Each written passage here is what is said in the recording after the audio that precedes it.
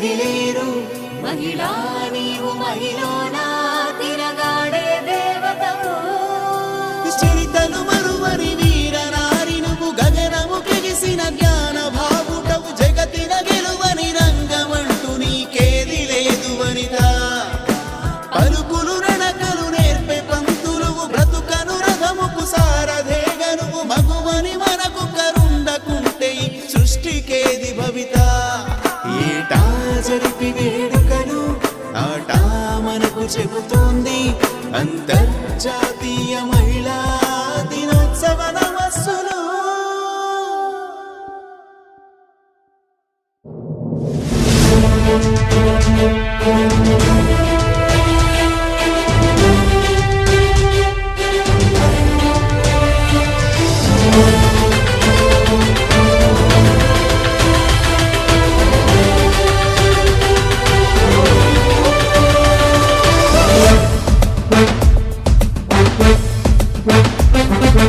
ఇదిగిదిగో అందుకోండి అట్లాంటా ఆటా సభల పిలుపు ఇదిగిదిగో అందుకోండి అట్లాంటా ఆటా సభల పిలుపు తెలుగు వారిని కలుసుకోగా అట్లాంటా అభిమానాన్ని పంచుకోగా ఇదిగిదిగో అందుకోండి అట్లాంటా ఆటా సభల పిలుపు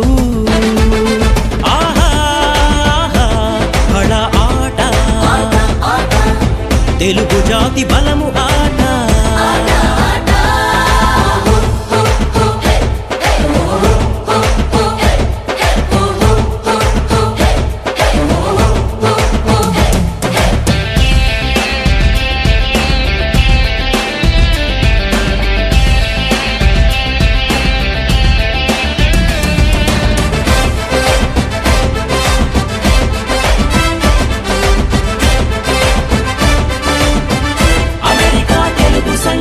సకల కళలకు వేదికగా సేవలకు అఖండ జ్యోతిగా ఆట ప్రతి అడుగేయంగా ఔన్నత్యం ధర్మపథం సారథులై నడిపించగా ఆహా బళ ఆట ఆదర్శం ఆట చరిత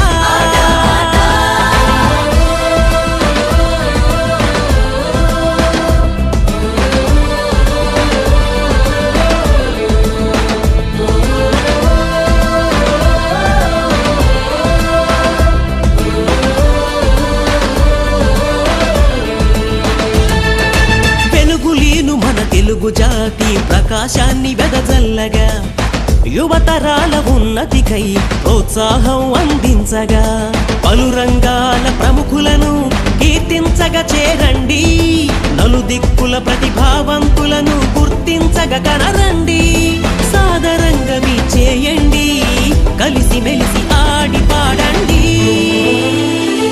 ఆహా బడ ఆట అను పెరుగని శక్తి ఆట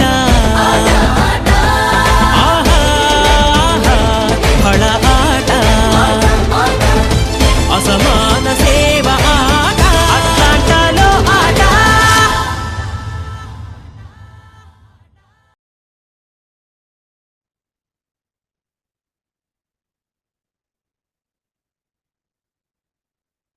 అందరికీ నమస్కారం.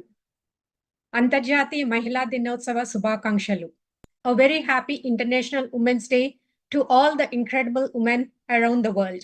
I'm Dr. Pravina Ambati, National Women's Committee Chair for the American Telugu Association, welcoming you all on this beautiful day of March 9th, 2024 to celebrate the International Women's Day. This year's global theme is Inspire Inclusion with the sub-theme of Invest in Women, Accelerate the Progress. On this Women's Day, let's unite to transform challenges into opportunities and shape a better future for all. By working together, we can build a more equitable and inclusive society for our generations to come. I applaud all the women leaders around the world, especially our ATA President Madhu Bommineni Garu for her leadership role and for leading our organization. She is the second women's president in ATA history over the 3 decades. We are so proud of you. ప్రపంచంలో ఎన్నో జాతీయ తెలుగు సంస్థలు ఉన్న ఆటా is the first non-profit Telugu organization to start celebrating Women's Day, bringing all women in the community together. As a women's chair, I am very proud of being a part of this organization. Apart from this, to raise the awareness of our culture across the nation in various cities and virtually, ఆటా ఎన్నో సేవా కార్యక్రమాలు నిర్వహిస్తుంది, like educational sessions, job mailers, student college prep coaching, food donations, training on the latest technologies, literary programs, sports, ఇలా ఇంకో ఎన్నో కార్యక్రమాలు ప్రతి నెల నిర్వహిస్తుంది. Every year, ADA hosts the Women's Day events in several cities across the nation and also virtually. Today, once again, ATA is bringing to you the world-renowned leaders across the world with a diverse backgrounds to talk about the ways to accelerate the women's progress. So sit back, listen, enjoy, and take away the inspirational messages from our amazing guests. To set the tone for our program, let's start with a prayer song. Please welcome Samira Sripadagaru, Sangeeta Vidwamsaralu from Dallas, Texas. Over to Samira Garu.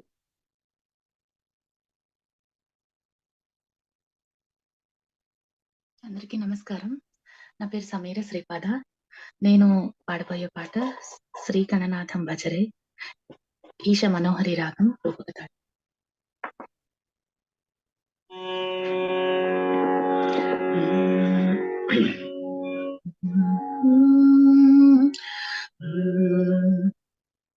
Shri గణనాథం భజరే, శ్రీ గణనాథం భజరే, చిత్తపర శక్తియుతం. శ్రీ గణనాథం భజరే, చిత్తపర శక్తియుతం. శ్రీ గణనాథం భజరే, చిత్తపర శక్తియుతం. శ్రీ గణనాథం భజరే, చిత్తపర శక్తియుతం. శ్రీ గణనాథం భజరే. నాగయజ్ఞసూత్రధరం నాగలయ నందకరం. నాగయజ్ఞసూత్రధరం నాగలయ నందకరం. నాగయజ్ఞసూత్రధరం నాగలయ నందకరం. శ్రీ గణనాథం భజరే, చిత్తపర శక్తియుతం. శ్రీ గణనాథం భజరే. ఆగమాది సన్నుతం అఖిల దేవ పూజితం. ఆగమాది సన్నుతం అఖిల దేవ పూజితం. యోగిశాలి భావితం భోగిశాయి సేవితం. రాగద్వేషాదిరహిత రమణీయ హృదయ విహితం. రాగద్వేషాదిరహిత రమణీయ హృదయ విహితం. శ్రీ గురు గుణ సన్ముదితం చిన్మూల కమలాశ్రితం. రాగద్వేషాదిరహిత రమణీయ హృదయ విహితం. శ్రీ గురు గుణ సన్ముదితం చిన్మూల కమలాశ్రితం. శ్రీ గణనాథం భజరే, చిత్తపర శక్తియుతం. శ్రీ గణనాథం భజరే.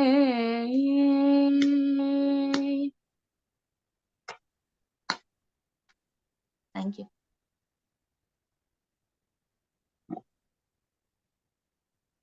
చాలా చక్కగా పాడారమ్మా. Thank you so much Sameera గారు. నెక్స్ట్ ఐఎమ్ ఇన్వైటింగ్ శారదా గారు, board of trustee, to introduce Madhavi Latha Kumpella గారు.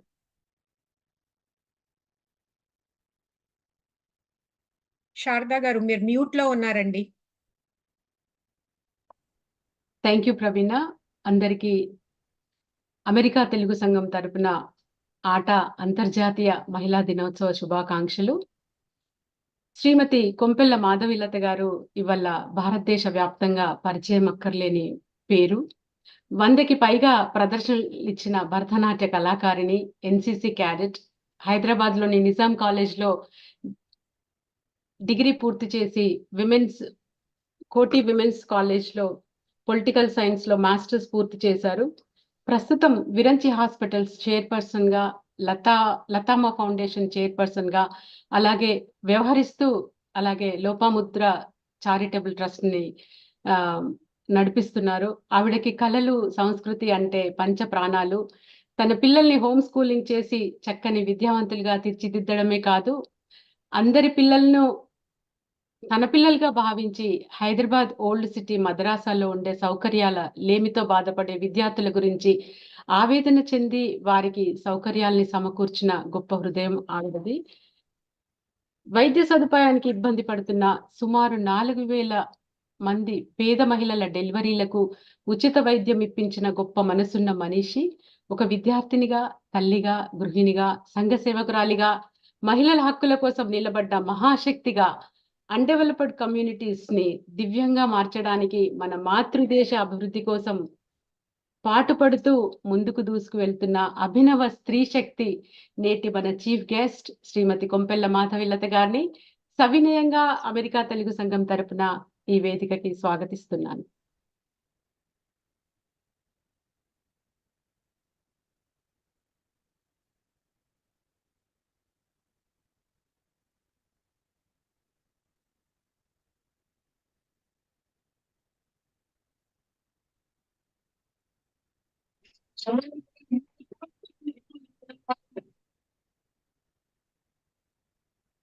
మాధవిలత గారు మ్యూట్ లో ఉన్నారు మీరు.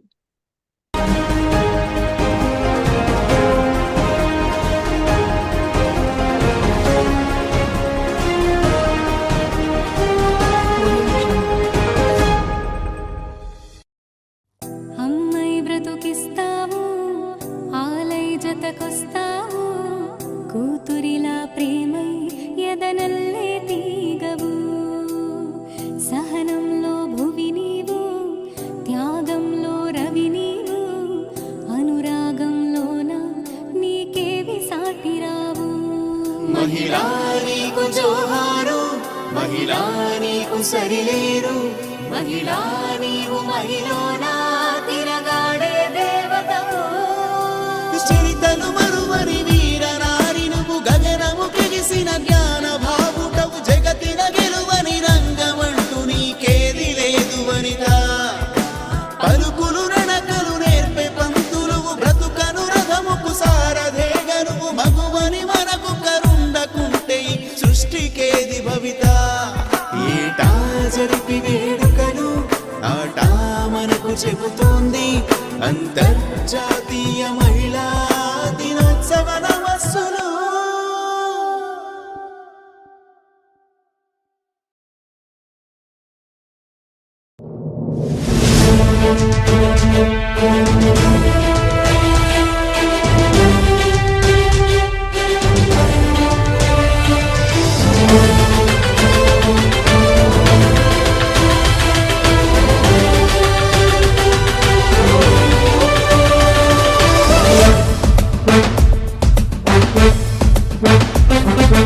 ఇదిగిదిగో అందుకోండి అట్లాంట ఆట సభల పిలుపు, ఇదిగిదిగో అందుకోండి అట్లాంట ఆట సభల పిలుపు. తెలుగు వారిని కలుసుకోగా, అట్లాంట అభిమానాన్ని పంచుకోగా, ఇదిగిదిగో అందుకోండి అట్లాంట ఆట సభల పిలుపు.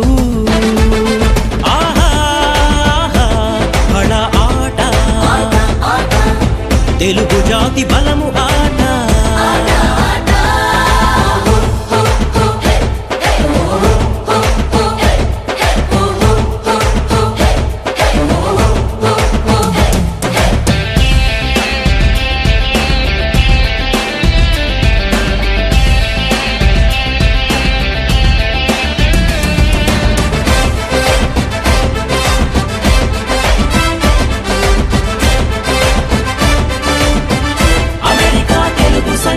సకల కళలకు వేదికగా, సేవలకు అఖండ జ్యోతిగా, ఆట ప్రతి అడుగేయంగా ఔన్నత్యం ధర్మపథం సారథులై నడిపించగా, ఆహా ఆహా ఫళ ఆట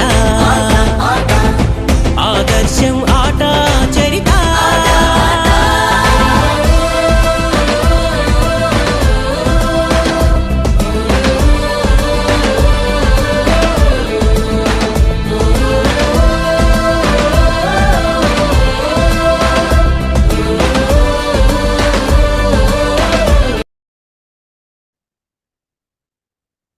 మా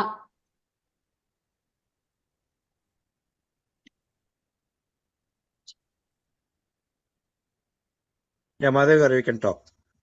మాధవిలత గారు, ఈరోజు మీ ఇంత బిజీ స్కెడ్యూల్లో మా కోసం టైం వెచ్చించి వచ్చినందుకు అమెరికా తెలుగు సంఘం తరపున మరి ఒకసారి ధన్యవాదాలు తెలియజేసుకుంటున్నాను. మీరు మాట్లాడవలసిందిగా కోరుతున్నాను. ధన్యవాదాలండి. I'm really excited. దేనికేనంటే కొన్ని వందల వేల కిలోమీటర్లు దూరంగా సప్త సముద్రాలు దాటి మన వాళ్ళు అక్కడ ఉండడం, వాళ్ళని నేను ఇక్కడి నుంచి నన్ను నేను పరిచయం చేసుకొని మాట్లాడడం అన్నీ చాలా ఆనందంగా సంతోషంగానే ఉన్నాయి నాకు. మీరు అన్నారు ఎంత బిజీ స్కెడ్యూల్లో అయినా మాట్లాడుతున్నారు మీరు అని. అంటే అదే ఆత్మీయత, ఆప్యాయత, మన అనే భావన, అదే మాతృభాషకి ఉండాలి అని తపన పడడం. కాబట్టి ఈరోజు మీతో మాట్లాడడానికి నాకు చాలా ఆనందమైన విషయం ఏంటంటే హాయిగా నా మాతృభాషలో నా వాళ్ళుతో నేను మాట్లాడుకోవచ్చు. ఈరోజు ఇంత అద్భుతమైన రోజున ఆ చిన్న లైన్ 2 లైన్ల శ్లోకంతో మొదలు పెడతాం. యా దేవీ సర్వభూతేషు మాతృరూపేణ సంస్థిత నమస్తస్యై నమస్తస్యై నమస్తస్యై నమో నమః. స్త్రీ ఆశ్చర్యంగా ఎంత ఎత్తు ఎదిగినా, ఎన్నెన్ని శిఖరాలను దాటినా ఆవిడలోని మాతృత్వం ఎప్పుడూ అలా చల్లగా ఉండాలని అద్భుతంగా అమ్మవారిలోనే ప్రప్రథమంగా ఆవిడ మాతృస్వరూపాన్ని మనం ఆరాధిస్తాం, పూజిస్తాం. అంటే సరే, ఇంగ్లీష్ వాళ్ళు, ఆంగ్లేయులు వీళ్ళందరూ the west we talk about dynamic women. వాళ్ళు mother women's day and celebration ఒక రోజు అది అలా పెట్టుకొని ఉండడం, ఇవన్నీ మనకు తెలిసినవే. కానీ మనకు ఉమెన్ ఎంత డైనమిక్ అనేది, శ్రీ మాతా శ్రీ మహారాజ్ఞి శ్రీమత్ సింహాసనేశ్వరీ చితగ్నికుండ సంభూత దైవ కార్య సముద్యత. ఏ మతంలోను స్త్రీ మహారాజ్ఞి అని, రాజ్ఞి అంటే ఎంప్రెస్. వాళ్ళు ఎంప్రెస్ అన్నప్పుడు ఎంపరర్ వైఫ్ అంటారు తప్ప ఆవిడ ఇండిపెండెంట్ గా ఒక మహారాజ్ఞి అని ఎప్పుడు ఎవరు వర్ణించలేదు. మీరు అటు క్రిస్టియన్స్ ని చూసుకున్నా, ముస్లిమ్స్ ని చూసుకున్నా కూడా ఆశ్చర్యకరమైన విషయం ఏంటి అంటే అవన్నీ మేల్ డామినేటింగ్ సొసైటీస్ ఉన్నాయి వాళ్ళకి. మీరు వాళ్ళ రిలీజియస్ బుక్ లో చదివితే కూడా it gives a very clear, అంటే మనకు చాలా ప్రస్ఫుటంగా, అంటే చాలా అర్థమయ్యేటట్టుగా పుస్తకాలలో స్త్రీ వేషధారణ ఇలా ఉండాలి, స్త్రీ అలా ఉండాలి, ఇంత కప్పుకొని ఉండాలి, వేళ్ళు కనిపించకూడదు, గోళ్ళు కనిపించకూడదు. మీరు బైబిల్లో చూసినా మీకు అదే రచించి ఉంటుంది. వాళ్ళు ఎలా చెప్పగలరు ఓ ఉమెన్ డైనమిక్ గా ఎలా ఉండాలో? వాళ్ళు మనకి చెప్పడం ఏంటి, మోడర్నైజేషన్ ఏంటి, ఒక డైనమిక్ ఉమెన్ ఏ కెరియర్స్ తీసుకుంటే ఉంటుందో. ఎక్కడెక్కడైతే మన శాస్త్రాలలో, మన పురాణాలలో మనం కదండి ప్రప్రథమంగా అమ్మవారిని చెప్పింది, అమ్మా నీవు మహారాజ్ఞివి, సింహాసనేశ్వరివి. అంటే సింహంతో కూడినటువంటి ఆసనం మీద అధిష్టానించిన దానివి అంటే సింహం పైన కూడా ఆవిడ కూర్చొని షీ కెన్ రైడ్ లయన్. చితగ్నికుండ సంభూత అంటే స్త్రీ శక్తి ఎటువంటిది అంటే దానిని ఎవరు క్రియేట్ చేయలేదంటే మనం ఎంత ఒక తల్లిదండ్రులకు మనం జన్మించినా కూడా ఇంకొకరిని మళ్ళీ జన్మను ఇచ్చేంత శక్తి ఉన్నది స్త్రీ. అంటే ఆవిడిలోని ఆ శక్తి అగ్ని అనేది దట్ ఈస్ గివెన్ బై ప్రకృతి టు హర్. చితగ్నిగుండ సంభూత దైవ కార్య సముద్యత, దేవతల కార్యాల్ని సహితం చేయగలది. ఒక్కసారి మనం ఆలోచిస్తే ఆ స్త్రీని అంత దేదీప్యమానంగా అంత పరమాద్భుతంగా హైందవ ధర్మం తప్ప వేరే ఏ ధర్మం ఆవిడిని ఇంత ఉన్నతోన్నత స్థానం ఇచ్చి ఆవిడిని గుర్తించడం జరిగింది. ఏది పలికినా ముందు స్త్రీనేనే మనకి. సీతారామాభ్యాం నమః, అరుంధతి వశిష్టాభ్యాం నమః. అక్కడ కూడా అంతే. పెళ్లి మొత్తం చేశాక కూడా ఒక దంపత సౌఖ్యం ఉండాలంటే వాళ్ళు చూపించేది అరుంధతి నక్షత్రం. అంతెందుకు, మనం ఇంట్లో ఎవ్వరిని ఆరాధించాలన్నా ప్రప్రథమంగా మాతృదేవో భవ పితృదేవో భవ అనాల్సింది. పితృ ఆచార్యులు, దాని తర్వాత అతిథులు, వీళ్ళని ఎవరిని పొగడాలన్నా ప్రప్రథమంగా స్త్రీని తల్లి రూపంలో పొగడవలసిందే. దాని గొప్పతనం ఏమిట్రానంటే ఎక్కడో బహుశా మనం అందరము మనదైన సనాతన ధర్మం మనకు స్త్రీకి ఇచ్చిన ఔన్నత్యాన్ని కాని గొప్పతనాన్ని కాని ఆవిడికిచ్చిన స్థాయిని కాని మనం గుర్తించలేకపోతున్నాం. అంటే హైందవ ధర్మం స్త్రీని ఎప్పుడు అణిచివేయలేదు. మరి మీరందరూ ప్రశ్నించవచ్చు, మరి మీరు ఇలా చెప్తున్నారు కదండి, మరి మనకి ఫ్రీడమ్ అనేది ఎక్కడుందండి అని. ఇప్పుడు ఏ విధంగా అయితే బైబిల్లో భూమి గుండ్రంగా ఉండదు, ఒక స్ట్రీట్ ఫ్లాట్ సర్ఫేస్ అని వాడు చెప్పి, ఇప్పుడు కదండి నేర్చుకున్నది భూమి గుండ్రంగా ఉందని వాళ్ళు. కానీ మనం జ్యోతిష్య శాస్త్రంలో ఎప్పుడో చెప్పేశాం. ఆదిత్యాయ సోమాయ మంగళాయ బుధాయ గురు శుక్ర శనిభ్యశ్చ రాఘవే కేతవే నమః. నవగ్రహాలన్నీ భూమి చుట్టూ, భూమి ఏ విధంగా ఉంది, భూమి చుట్టూ ఏవి తిరుగుతున్నాయి, సూర్యుడి చుట్టూ ఏవి తిరుగుతున్నాయి అన్ని చెప్పేశాం. మనందరిలో కొన్ని వీక్నెసెస్ ఉన్నాయి, బలహీనతలు ఉన్నాయి. కానీ వాళ్ళ గొప్పతనం చూసారా, వాళ్ళు ఈ రోజుకి అదే బైబిల్ని అంత శ్రద్ధగానే చదువుతారు. ఏంటి, మహానుభావులైన సైంటిస్టులు వాళ్ళలో పుట్టి కూడా ఆ బైబిల్లో రాసింది కరెక్ట్ కాదని తెలిసినా కూడా వాళ్ళు ఈ రోజు కనిపెట్టింది భూమి గుండ్రంగా ఉంటుంది, వాళ్ళు ఈ రోజు కనిపెట్టి మనకు నేర్పిస్తారు వాళ్ళు. కానీ మనము ఎప్పుడో సనాతనంగా పురాతనంగా ఈ రోజు వాళ్ళు మాట్లాడినవన్నీ తెలిసినా కూడా మనం వాళ్ళ నుంచి చూసి ఎదురు చూస్తూ ఏదో మనకు తెలియని విద్యను నేర్చుకోవాలేమోననే ఆశగా మనం ఉన్నాం. స్వేచ్ఛ వాళ్ళకి 19వ సంవత్సరం వరకు స్త్రీకి, అంటే 19th సెంచురీ శతాబ్దం వరకు ఓటు వేసే హక్కు ఇవ్వలేదు వాళ్ళు. మనము అమ్మవారిని, సీతమ్మ వారిని, భగవత్ స్వరూపాలైన వాళ్ళందరినీ కూడా ఆయా భర్తలు వీరిని వివాహమాడిన తర్వాతే వాళ్ళకు పట్టాభిషేకం చేయడం జరిగింది. రాజ్య పట్టాభిషేకము, రాజ్యం ఇవ్వడము జరిగింది. కానీ మీకు ఫారిన్ లో అట్లా ఉండదు. మీరు వాళ్ళ వెనక చరిత్రలోకి వెళితే వాళ్ళకి, మగవాళ్ళకి బ్రహ్మాండంగా they just do they give the throne, coronation ceremony వాళ్ళు చేసేస్తారు అక్కడ. మనకు అమ్మవారు అనే దైవ స్వరూపం ఉండటం, వాళ్ళకి స్త్రీ దైవ స్వరూపంగా లేనే లేదు వాళ్ళకి. మనకు అటువంటి స్త్రీని ఆరాధించాలంటే, గర్భాలయంలోకి వెళ్ళాలంటే ఎంత పెద్ద వేద పండితుడైనా వివాహమయ్యి ఉండవలసినదే. వివాహం చేసుకోకపోతే అతనికి గర్భాలయంలో కాలు పెట్టే హక్కు కూడా లేదు, అమ్మవారిని ఆరాధించే హక్కు లేదు. ఏండ్ల తరబడిగా 1500 సంవత్సరాల బానిసత్వం. ఎవరన్నా ఉండనివ్వండి, అదా మొఘలులు ఉండనివ్వండి, పోర్చుగీస్లు ఉండనివ్వండి, స్పానిష్లు ఉండనివ్వండి, పర్షియన్స్ ఉండనివ్వండి, మనలో ఒక తెలుసో తెలియని అమాయకత్వం, మనలో తెలుసో తెలియని ఒక మొండితనం, మనలో ఒక తెలుసో తెలియని మూర్ఖత్వం. మన వెంటనే అందరిని దగ్గరికి హక్కును చేసుకుంటాం, వెంటనే మన వాళ్ళనే దూరం చేసుకుంటాం. వీటిలన్నిటి వల్ల ఆ పరదేశీయులకు చాలా చులకనైపోయాము, చాలా అవకాశం ఇచ్చాం మనలోకి రావడానికి, మన మీద దండయాత్రలు చేయడానికి.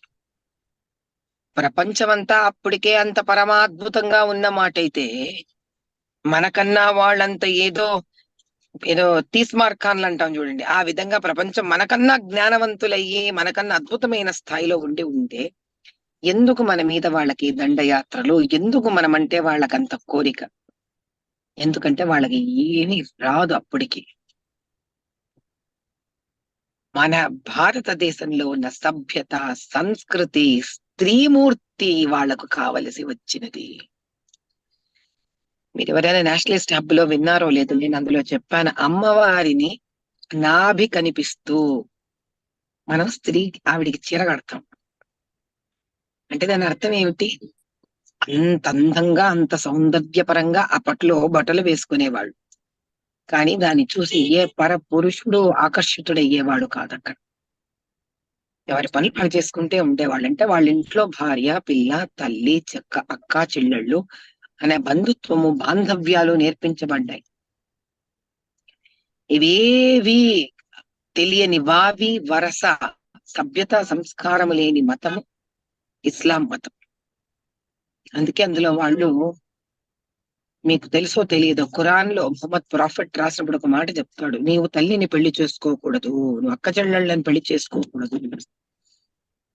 మనం చిన్నపిల్లలకి బయటికి వెళ్ళేటప్పుడు, ఇప్పుడు అమెరికాలో కూడా ఉండొచ్చు, అమ్మలు కష్టపడుతుంటారు, బాధపడుతుంటారు, ఇంట్లో ఇంత మంచి ఫుడ్ చేస్తుంటే వీళ్ళు పోయి జంక్ తినేసి వస్తారా, ఎలారా అబ్బా వీళ్ళని హ్యాండిల్ చేయడం. అందుకే పిల్లలకి ఏం చెప్తారు, నువ్వు ఏమన్నా చేయగాని today you're not going to eat this, today you're not going to eat that అని. ఇది యూనివర్సల్, అమెరికా అయినా ఇండియా అయినా.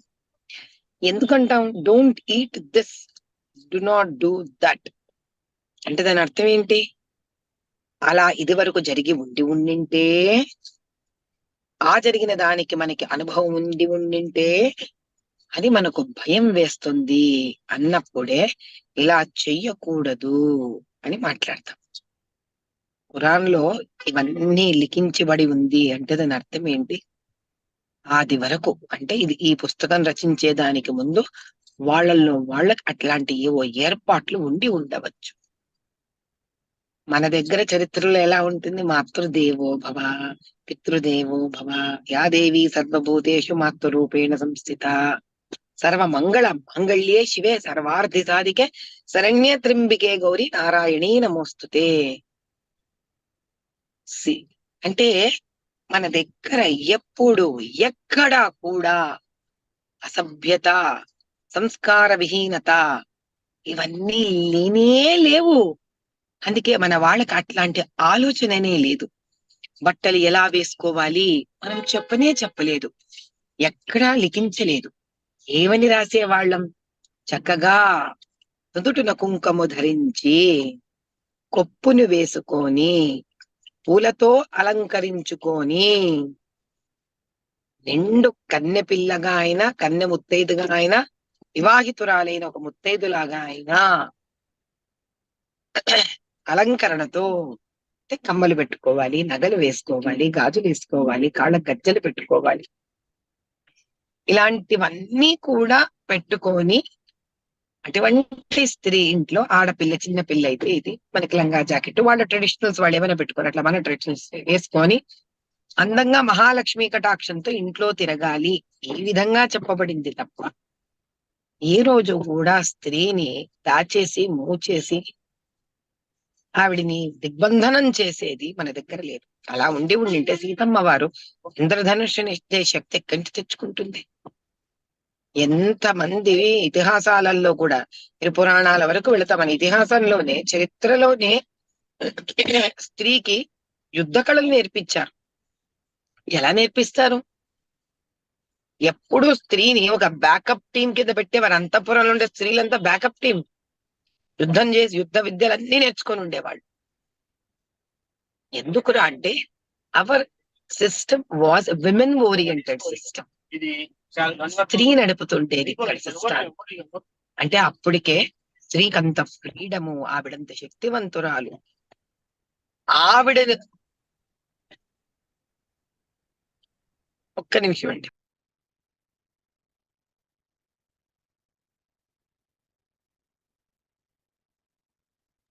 I'm so sorry. I'm managing so many logistics while I'm also talking to you. Tomorrow morning I have a couple of meetings.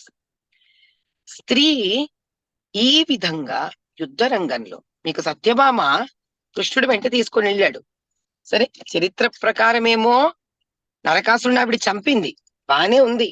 అప్పటికప్పుడు కావాలంటే యుద్ధం ఎక్కడి నుంచి నేర్చుకుంటుంది ఆవిడ? అంటే దాని అర్థం ఏంటంటే they were all trained. They were all trained in many arts. Whether you take an art to fight war, if you take the art of dance or music or making a house, anything. ఆవిడికి అందుకే ఏం చేశారు? విద్యలకు అధిపతి సరస్వతీదేవిని చేసేశారు. ప్రతి అధిపతి అంటే ఎక్కడా కూడా మనకి స్త్రీ దూషణ లేదు. కానీ హిందూ శాస్త్రంలో కూడా ఒక అద్భుతమైన శాస్త్రం ఇంకొకటి ఉంది. చాలా మంది పెళ్లిళ్ళలో చెప్పించరు. మీరందరూ మీ వేద పండితులు ఎవరు కూర్చుంటారో వాళ్ళతో ఈ ముక్క చెప్పించండి. ఋగ్వేదంలో ఇది ఉంది. అమ్మా తల్లి, ఏతే అమ్మాయి వివాహమాడి భర్త వెంట వస్తున్నదో అటువంటి స్త్రీ మహారాణి, మహారాజ్ఞి. అంటే మన లలితా సహస్రనామంలో అనే మహారాజ్ఞి. రాజ్ఞి అంటే ఏమిటి? రాణి కాదు. క్వీన్ అంటే రాణి, రాజ్ఞి అంటే ఎంప్రెస్. అటువంటిదంట ఆవిడ. రాణులకే రాణి అంట. ఎవరికి? అత్తగారికి, మామగారికి, ఆడబడుచుకి, ఆడబడుచు భర్తకి. అంటే వాళ్ళు ఏం కనిపెట్టారా అంటే అప్పుడే అన్ని యుగాల, అన్ని వేల సంవత్సరాల క్రితమే ఈ ఒక్క వ్యక్తి మాత్రం ఎక్కడో కష్టపడొచ్చు వీళ్ళ మధ్యలో. అంత డీప్ సైకాలజీ స్టడీ ఉండింది మన దగ్గర. ఎందుకు వీళ్లకు మహారాజ్ఞి ఆవిడ? వివాహమై వచ్చిన స్త్రీకి భర్తకు దాసి వలె ఉండవలెను. మీరు అనుకోవచ్చు, ఇప్పుడు దాసి అంటారు ఏమిటండి మీరు, భలే మాట్లాడతారు, నా స్లేవ్సా అని. ఇప్పుడు అమ్మ పిల్లలకి సేవ చేస్తుంది, మరి పిల్లలకి అమ్మ దాస? అంటే దాసి అంటే అర్థం ఇక్కడ పని మనిషి అని కాదు. తనను తాను మై మరచిపోయి ఎటువంటి అహం లేకుండా తన బిడ్డలను ఎట్లయితే అక్కున ఒక స్త్రీ చేర్చుకుంటుందో, కడుపులో పాసం వలె ఎలా బాధ కలుగుతుందో అలాంటి ప్రేమ భర్త పట్ల ఆయనను చూసుకోవడానికి ఆవిడ వివాహమాడి, ఆవిడ ఇష్టపడిన వరుణిని వివాహమాడి తల్లిదండ్రులు చూపించిన తర్వాత అతని కోసమై వచ్చిన ఆ స్త్రీని దాసి అన్నారు. అంతేగాని ఇది అరబ్బులు అమ్ముకునేలాంటి స్లేవరీ దాసులు కాదు. ఇది మహారాజ్ఞి. ఆవిడకి వీళ్ళందరూ కనుక రాజ్ఞిలాగా చూడకపోతే, ఎంప్రెస్ లాగా వీళ్ళు కనుక చూడకపోతే, మిస్ట్రెస్ చేయకపోతే ఆవిడ నా ఇంటికి, ఆవిడ ఎలా ఆ భర్తకు కావాల్సిందంతా చేయగలుగుతుంది? భర్తకు కావాల్సిందంతా ఈవిడ ఎందుకు చెయ్యాలి? మరి ఏమిటా భర్తకు కావాల్సిందంతా? వచ్చేషు మాత, కార్యేషు మంత్రి, క్షమయా ధరిత్రి. అంటే అవసరమైనప్పుడు ఒక మంత్రిలాగా సలహా ఇవ్వడము, చక్కటి భార్యలాగా ఆయనను సంతోషపెట్టడము, ఆయనకు భోజనం పెట్టడము, తల్లిలాగా ఆయనకు సేవలు చేయడము. అందుకే మీరు తెలుసుకోవాల్సింది ఏంటంటే మంత్రిని కూడా చేశారు ఆవిడ. ఆవిడ మంత్రిని కూడా చేయబడింది ఇక్కడ. అంటే షీ ఈస్ ది కంప్లీట్ ప్రొప్రైటరీగా అధికారాలన్నీ, ఆ భర్త అధికారాలు ఆవిడ చేతుల్లో ఆవిడకున్నాయి, ఎవరికి లేవు అక్కడ. అతను అటువంటి ఆవిడికి వీళ్ళందరూ అమ్మా నువ్వు మహారాణి అంటే ఏంటి? నువ్వు చేయి తల్లి, నీకు కావాల్సిన ఫ్రీగా నువ్వు ఉండు. ఎందుకంటే ఆ పిల్లవాడు ముఖ్యం, ఆ అబ్బాయి ముఖ్యం, కొడుకు ముఖ్యం, మా అన్న ముఖ్యం, మా తమ్ముడు ముఖ్యం. కాబట్టి అమ్మా నీకు ఎలా కావాలో అలా ఉండు, కానీ నువ్వు ఆయన్ని చూసుకో, ఆ వ్యక్తిని చూసుకో, మేనేజ్ చేయి. అంతటి అద్భుతమైన స్థానం ఇచ్చినప్పుడు మనకి ఎందుకు ఈ రోజు మనకి వాళ్ళెవ్వరో గొప్ప అనిపిస్తోంది? ఆ దేశాలు, వాళ్ళ సభ్యత, వాళ్ళ సంస్కారం గొప్ప అనిపిస్తుంది. ఈ రోజు వాళ్ళ ఉద్యోగ అవకాశాలు పెట్టడము అది మనం గ్రేట్ అనుకోవడం కాదు. రాజ్యాలు పరిపాలించనిచ్చారు మనని, రాజ్యలక్ష్మి అన్నారు.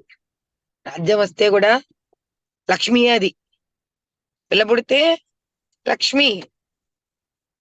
ఈ వ్యవస్థలో వాళ్ళు ఇలా స్త్రీకి ఆధిపత్యం ఉన్న ఈ భారత భూమి బంగారు పిట్ట, గోల్డెన్ బర్డ్ అయిపోయింది. ఎందుకు? కేవలం స్త్రీకి మహాన్ ఔన్నత్యం ఇచ్చి, స్త్రీని ఆ స్థాయిలో నిలబెట్టి, స్త్రీకి సర్వ గౌరవాలను అందజేసి, స్త్రీ మాటను వింటూ అటువంటి అందంగా ఒక చక్కటి జింక పిల్లలాగా ఉన్న స్త్రీ స్వేచ్ఛగా యథేచ్ఛగా జీవించే భారతదేశానికి భారత భూమి అని నామకరణం చేసుకోవడం, తద్వారా ఈ దేశము ఉన్నతోన్నతమైన స్థాయికి రావడం చూసి ఈ ప్రపంచం తట్టుకోలేకపోయింది, ఈర్ష్య కలిగింది దానికి. ఏ భూమి మీదైతే నిత్యం స్త్రీని ఆరాధిస్తున్నారో, ఏమిటి దీని పవర్ అని వచ్చి చూశారు వాళ్ళు. They figured out ultimately that woman was the spine of the system, and that woman was extremely beautiful. ఎవరు తట్టుకోలేనంత అందము. అందమంటే తెల్లతోల కాదు. తెల్లతోల అందమైతే అమ్మవారిని నల్ల రంగులో ఉందని ఎలా అంటారు మరి? ఆమె మహావిష్ణువు, కృష్ణుడు అందరూ అన్నజల్లెళ్లేగా వాళ్ళు. కాళరాత్రి కాళీ నల్లగా ఉన్నది. సో ఇక్కడ స్త్రీకి రంగుతో సంబంధం లేదు. వీళ్ళు కొత్తగా ఏదో ప్రావర్బుల్ చెప్పడం కాదు, బ్యూటీ స్కిన్ డీపుల్ అనుకుంటూ. మనం ఎప్పుడో అమ్మవారికి నలుపే ఇచ్చేస్తాం. ఎందుకని? పురుషుడు ఆవిడ ఎంచుకునేటప్పుడు రంగు పట్టుకొని పోకూడదు. స్త్రీ అంత మనసు రీత్యా అందమైంది. ఏం వదిలిపెట్టారండి మన వాళ్ళు? స్త్రీ గురించి నాశనం చేశారు. ఇక్కడ స్త్రీని అపరహింసల పాలు చేశారు. ఇంకా మొఘలుల ముందు, ఆ తర్వాత బ్రిటిషర్లు ఎవ్వరూ ఈ దేశాన్ని వదిలిపెట్టలేరు. సరే, చరిత్ర ఎలా ఉన్నా ఈ ఎంటైర్ ప్రాసెస్ లో దేవతామూర్తి అయిన స్త్రీ ఈ దేశంలో దాచుకునే మూర్తి అయిపోయింది మన పాలిటికి. అంటే 4 గోడల లోపల దాచుకోవలసి వచ్చింది ఆవిడ. ఏం చేస్తాడో లేకపోతే పురుషుడు ఈ దేశంలో? ఇది ఒక 5 రోజులో, 10 రోజులో, నెల రోజులో దాచుకొని ఉంటే మళ్ళీ ఎవరి పనులు వాళ్ళు చేసుకొని ఉండేవాడు. 1500 సంవత్సరాలుగా స్త్రీని ఎలా కాపాడాలి, ఎలా సంరక్షించాలి అని అంటే భయపడుతూ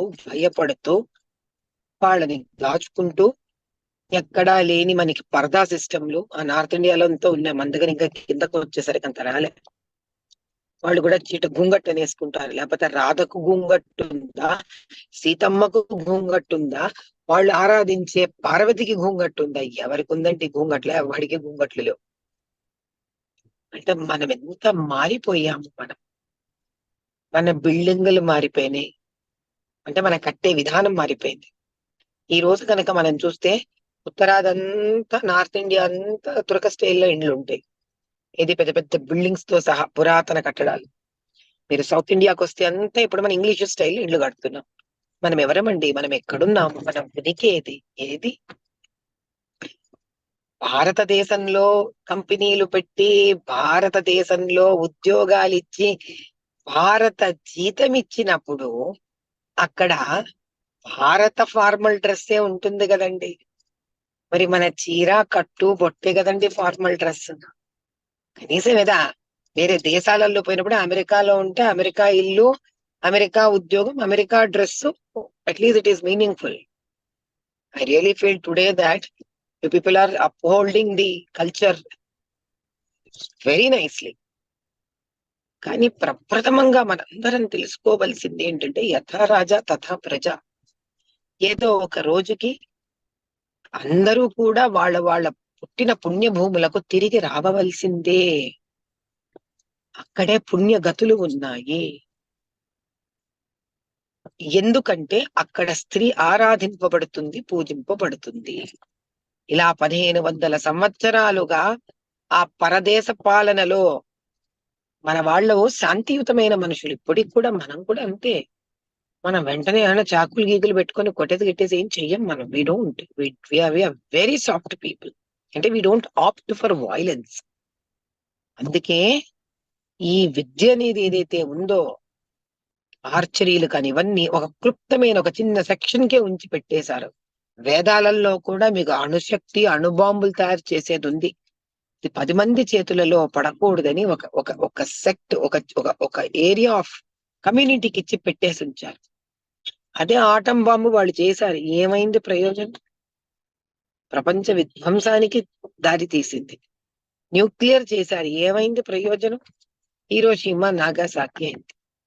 మన దగ్గర అలా చెయ్యకుండా ఈ శక్తిని, ఈ విద్యని, వేదాలని దాంట్లో దాచిపెట్టి ఉంచారు కాబట్టి మన వల్ల ప్రపంచమంతా శాంతిగా ఉంది. మనం పాడైపోయాం ఇక్కడ. అది మన హైందవులకు ఈ భారతదేశంలోని వాళ్లకున్న శాంతియుతమైన మనస్తత్వం. కానీ ఇంకో ముఖ్యమైన విషయం ఏమిటి అని అంటే, మనం తెలుసుకోవలసింది, మనకు అర్థం కావలసినది, ఇటువంటి 1500 సంవత్సరాలు ఎక్కడైతే స్త్రీ సమ్ కాల్ కమింగ్, చూడు రావట్లేదు అనుకుంటా, డిస్కనెక్ట్ అయిపోయింది. ఒకసారి టెక్స్ట్ మెసేజ్ చూసుకుంటారా మాధవి గారు?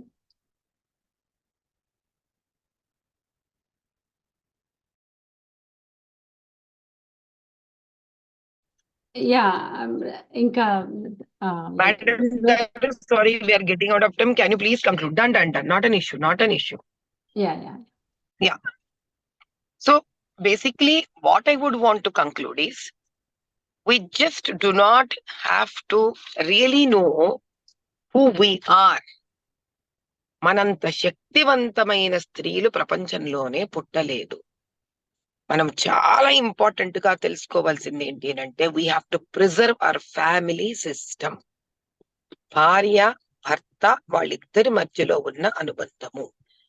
This has been our strength, this shall be our strength, and this is our strength today. అందుకే శివపార్వతులు, లక్ష్మీనారాయణులు, వాణి హిరణ్య గర్భులంటే బ్రహ్మ సరస్వతి, వీళ్ళందరినీ ఎప్పుడు మనం ఒక దంపతులుగా ఎందుకు ప్రేమానురాగాలలో చూపిస్తాము అనంటే, ఎప్పుడైతే భార్య భర్త మధ్యలోని బంధం గట్టిగా ఉంటుందో ఆ ఇంట్లో స్త్రీకి అపారమైన శక్తి ఉంటుంది. ఆ రోజైనా ఈ రోజైనా భారత స్త్రీ మాత్రమే ప్రపంచంలో అందరికన్నా శక్తివంతమైనది. భారతీయ పురుషుడే స్త్రీని చాలా ఉన్నతోన్నతమైన స్థానానికి వెళ్ళడానికి అంచెలంచెలు ఎదగడానికి మనస్ఫూర్తిగా ఒప్పుకుంటాడు. ఈ 1500 సంవత్సరాలలో జరిగిన అన్యాయం ఏదైతే మనకుందో, దానివల్ల there are lot of genetical changes that have happened in man. He has become very narrow-minded because he could not handle the pressure that history has thrown onto him. ఏ స్త్రీ అయితే ఆయన జీవితాన్ని నడిపిందో, ఆ స్త్రీ లేకుండా వాళ్ళు జీవితాన్ని ముందుకు తీసుకోలేకపోవడం వల్ల జరిగిన ఇబ్బందులు, ఇక్కట్లు ఇవన్నీ. So I wish on this Women's Day that probably it is not Women's Day that it has to be celebrated. We all have to celebrate Men's Day is what I believe. It is they who needs to be recognized, because in India specifically, all Indians, because it is we who are very powerful and who can handle everything. Thank you so much. Thank you Madhavi గారు. నవీన్, నన్ను frame లో తీసుకుంటావా? ఉన్నారు, మీరు ఉన్నారు, continue చేయండి. Yeah, thank you Madhavilatha గారు. మీ ఇంత టైం మా కోసం వెచ్చించినందుకు మరి ఒకసారి ధన్యవాదాలు తెలియజేసుకుంటున్నాను. హైందవ ధర్మం ప్రకారం స్త్రీకున్న గొప్ప స్థానాన్ని, స్త్రీ శక్తి గురించి ఈ వేదిక పైన తెలియజేశారు. మీరు నిలబడి పోటీ చేసే ఎన్నికలలో గెలుపొందాలని మా అందరి విషెస్ తెలియజేస్తున్నాము. మనందరికీ తెలుసు, మన అమెరికా తెలుగు సంఘం ఆట మాతృభూమి సంస్కృతి, సాంప్రదాయాలు, కళలను పోషించడంలో అగ్రస్థానంలో ఉంటుంది, ఎప్పుడు ఉంది కూడా. అంతే సమానంగా స్త్రీమూర్తులను, ఈ దేశంలో ఉన్నటువంటి స్త్రీమూర్తులను మరి గౌరవిస్తూ ప్రతి దాంట్లో, ప్రతి ఒక్క కార్యక్రమంలో ఎంతో ప్రోత్సహిస్తూ ముందుకు సాగుతుంది. అమెరికా తెలుగు సంఘం తరపున మరి ఒకసారి అమెరికా తెలుగు సంఘం జరిపిస్తున్నటువంటి ఈ అంతర్జాతీయ మహిళా దినోత్సవ శుభాకాంక్షలను తెలియజేస్తూ మరి రాబోయే గెస్ట్ ని ఇన్వైట్ చేద్దాం. సమాజానికి అంకిత భావం మరియు నిబద్ధతతో సేవ చేసే వారిలో ఒకరైన ఒక గొప్ప మహిళా మూర్తిని ఈరోజు ఈ వేదిక పైన పరిచయం చేయడం మా అందరికీ గర్వకారణం. ప్రతి ఒక్కరి నాయకత్వానికి ఒక నేపథ్యం ఉంటుంది. కైండ్నెస్, కంపాషన్ తన వ్యక్తిత్వానికి ఆడంబరాలు. దృఢమైన పనులను కూడా సున్నితంగా అలవోకగా చేసే నాయకత్వం తనది. గత 3 దశాబ్దాల పాటు తన అమూల్యమైన సమయాన్ని, శక్తిని సామాజిక బాగు కోసం, వివిధ వర్గాల అభ్యున్నతి కోసం వెచ్చించి ఆ మార్గంలో ఒక ప్రత్యేకతను సంతరించుకున్న వ్యక్తిత్వం ఆమె సొంతం. స్ఫూర్తివంతమైన నాయకత్వం పటిమతో ఎందరికో మార్గదర్శినిగాను, సహాయకారిగా ఆమె చూపిన మార్గం నిజంగా శ్లాఘనీయం. American Telugu association joint secretary, executive director గా పనిచేసి ప్రస్తుతం ప్రెసిడెంట్ గా తన సేవాభావంతో ఒక్కొక్క మెట్టు అధిగమిస్తూ మనందరి మన్ననలు పొందుతున్న శ్రీమతి మధుభూమినేని గారిని ఈ వేదికకి మీ అందరి తరపున ఇదే మా సాదర హృదయపూర్వక స్వాగతాంజలి. మధుభూమినేని గారు, మీరు మాట్లాడవలసిందిగా కోరుతున్నాను. Thank you, Sharda. Thank you. Wonderful introduction. Thank you. So I need to repeat that now. Andarki namaskaram and all the wonderful women. Happy International Women's Day today. I'm truly delighted and grateful to have such an accomplished and inspirational woman here today as our speakers. మనం ఇప్పుడే మాధవీలత గారితోని విన్నాము. ఆనిముత్యాల లాంటి మాటలు చెప్పారు తను. there are many more to come. Revathi Subramanian garu, Dr. Nita Sain, and Uma Mullapudi garu from Heartfulness, and we have Megha Kanne, amateur golfer, amazing a person. And then Madhurima Paturi, founder of Shakti. So we have many, Ramadevi Garu, the storyteller, so we have many more to come.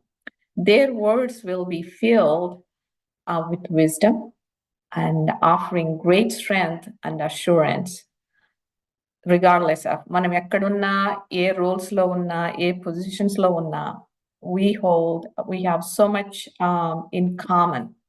అంటే మన experiences కూడా we share so much of the common experiences అని వాళ్ళ మాటలు మనకు చెప్తాయి. In today's world, women play vital role.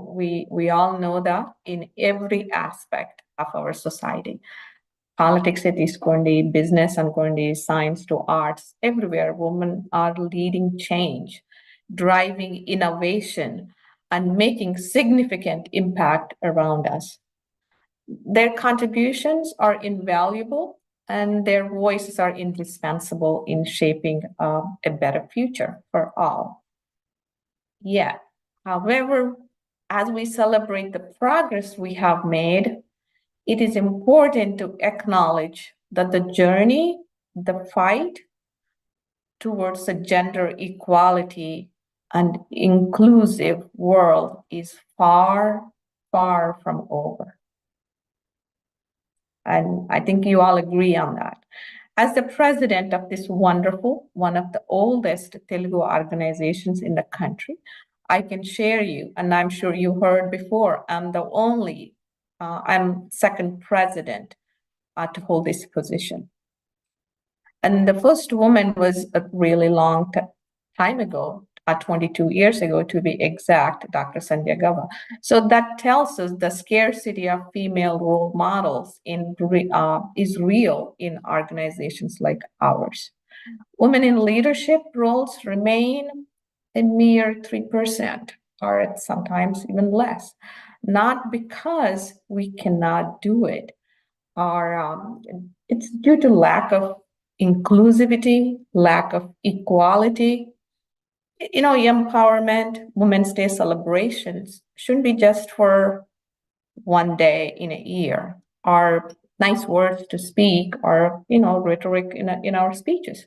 They must be included in our daily actions as solid, tangible commitments. Then only the change will happen. You may wonder, as the president, president, what are you doing about it? Or, what steps am I taking? And I do get that. While my goals and aspirations are significant, I know in the real world, the change, the progress comes in small increments. Just as I once learned to stand, I now strive to walk steadily in the middle of the daily challenges and adversities faced as a woman heading an organization. So leading by example, providing support,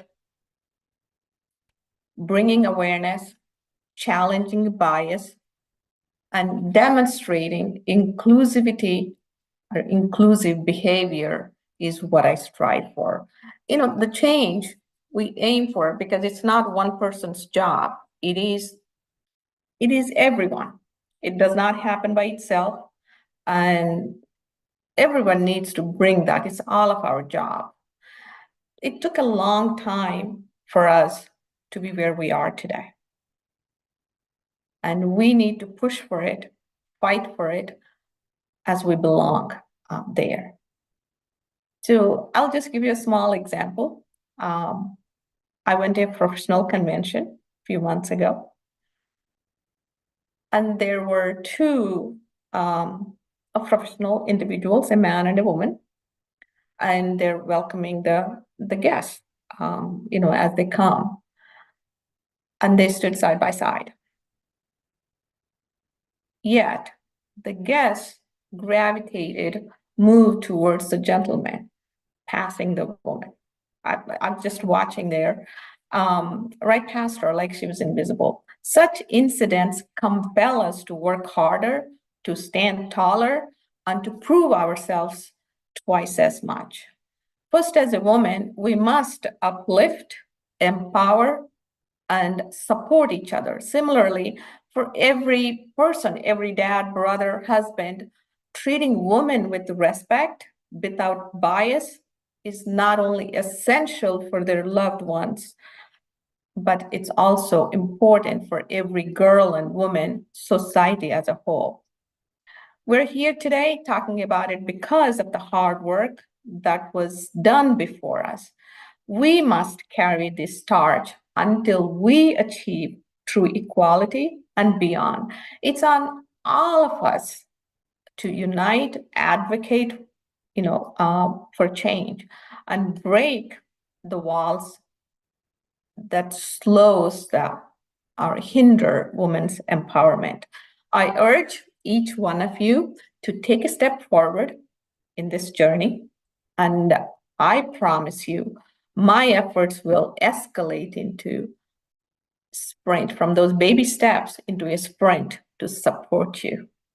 So I extend my heartfelt gratitude to all the women present here today, inspiring us with your experiences, and everyone, all the men and women watching and rooting us for us from afar. Thank you very much. But I also will take this opportunity on this International Women's Day celebration that American Telugu Association is doing. I invite each one of you with open arms to attend 18th ATA Convention and Youth Conference in Atlanta, Georgia from June 7th to 9th. The convention promises to be wonderful experience. It's catered to diverse interests, like including youth, seniors, medical professionals. If anybody is interested in shopping, matrimony, cultural, spiritual, literary, you name it. Just a few to name these, different things that are happening. And there will be an awesome inaugural show, cultural programs, great performances. And also, I'm so happy and blessed. It's with great pleasure that we welcome Daji Sri Kamlesh Patel from Heartfulness as our esteemed chief guest. So preparations are happening in full speed, and there will be over 10,000 guests, that we're ready to host. So please join us with your family, friends, to engage, enjoy, and experience and celebrate togetherness. And I request all the, everyone that is talented culturally, to participate in all the programs that are coming up. Thank you, and I look forward to see you again soon. And happy Women's Day to everyone. Thank you. Thank you, Madhu garu, for all your kind words and good words from you for all of us. నాకు తెలుసు మీరు educational ఇన్స్టిట్యూట్స్తో libraries, elementary schools అలా మీ యొక్క సేవను మొదలుపెట్టి మీరు ఎంతగానో ఇక్కడికి వచ్చారు. మీరు ఇక్కడే కాకుండా ఇండియాలో కూడా బ్యాక్వర్డ్ స్కూల్స్లో వెళ్ళి 2021 డిసెంబర్లో స్కూల్ పిల్లలకి బ్యాగ్లు ఇవ్వడం కానీ, వాళ్ళకి కావాల్సిన ఇవ్వడం కానీ చేశారు. అలాగే మహిళలను ప్రోత్సహిస్తూ వారికి ఎంప్లాయ్మెంట్ కల్పించాలనే ఉద్దేశంతో మీరు కుట్టు మిషన్లు ఇవ్వడం కూడా జరిగింది.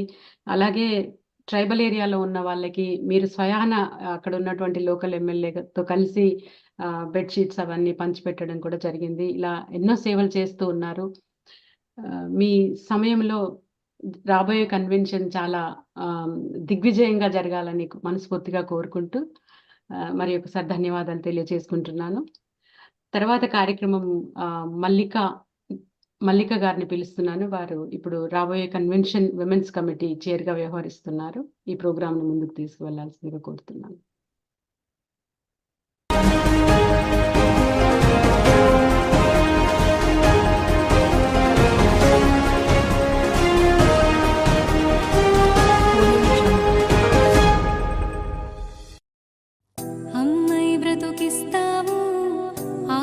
జతకొస్తావు కూతురిలా ప్రేమై ఎదనల్లే తీగవు సహనంలో భువి నీవు త్యాగంలో రవి నీవు అనురాగంలోన నీకేవి సాటిరావు మహిళా నీకు జోహారు మహిళా నీకు సరిలేరు మహిళా నీవు మహిళనా తిరగాడే దేవతవు చరితలు మరువని వీర నారి నువ్వు గగనము కెగిసిన జ్ఞాన భావుటవు జగతిన గెలువని రంగమంటూ నీకేది లేదు వనిత పలుకులు నడకలు నేర్పే పంతులువు బ్రతుకను రథముకు సారథేగనువు మగువని మనకు కరుండకుంటే సృష్టికేది భవిత ఏటా జరిపి వేడుకలు ఆటా మనకు చెబుతోంది అంతర్జాతీయ మహిళా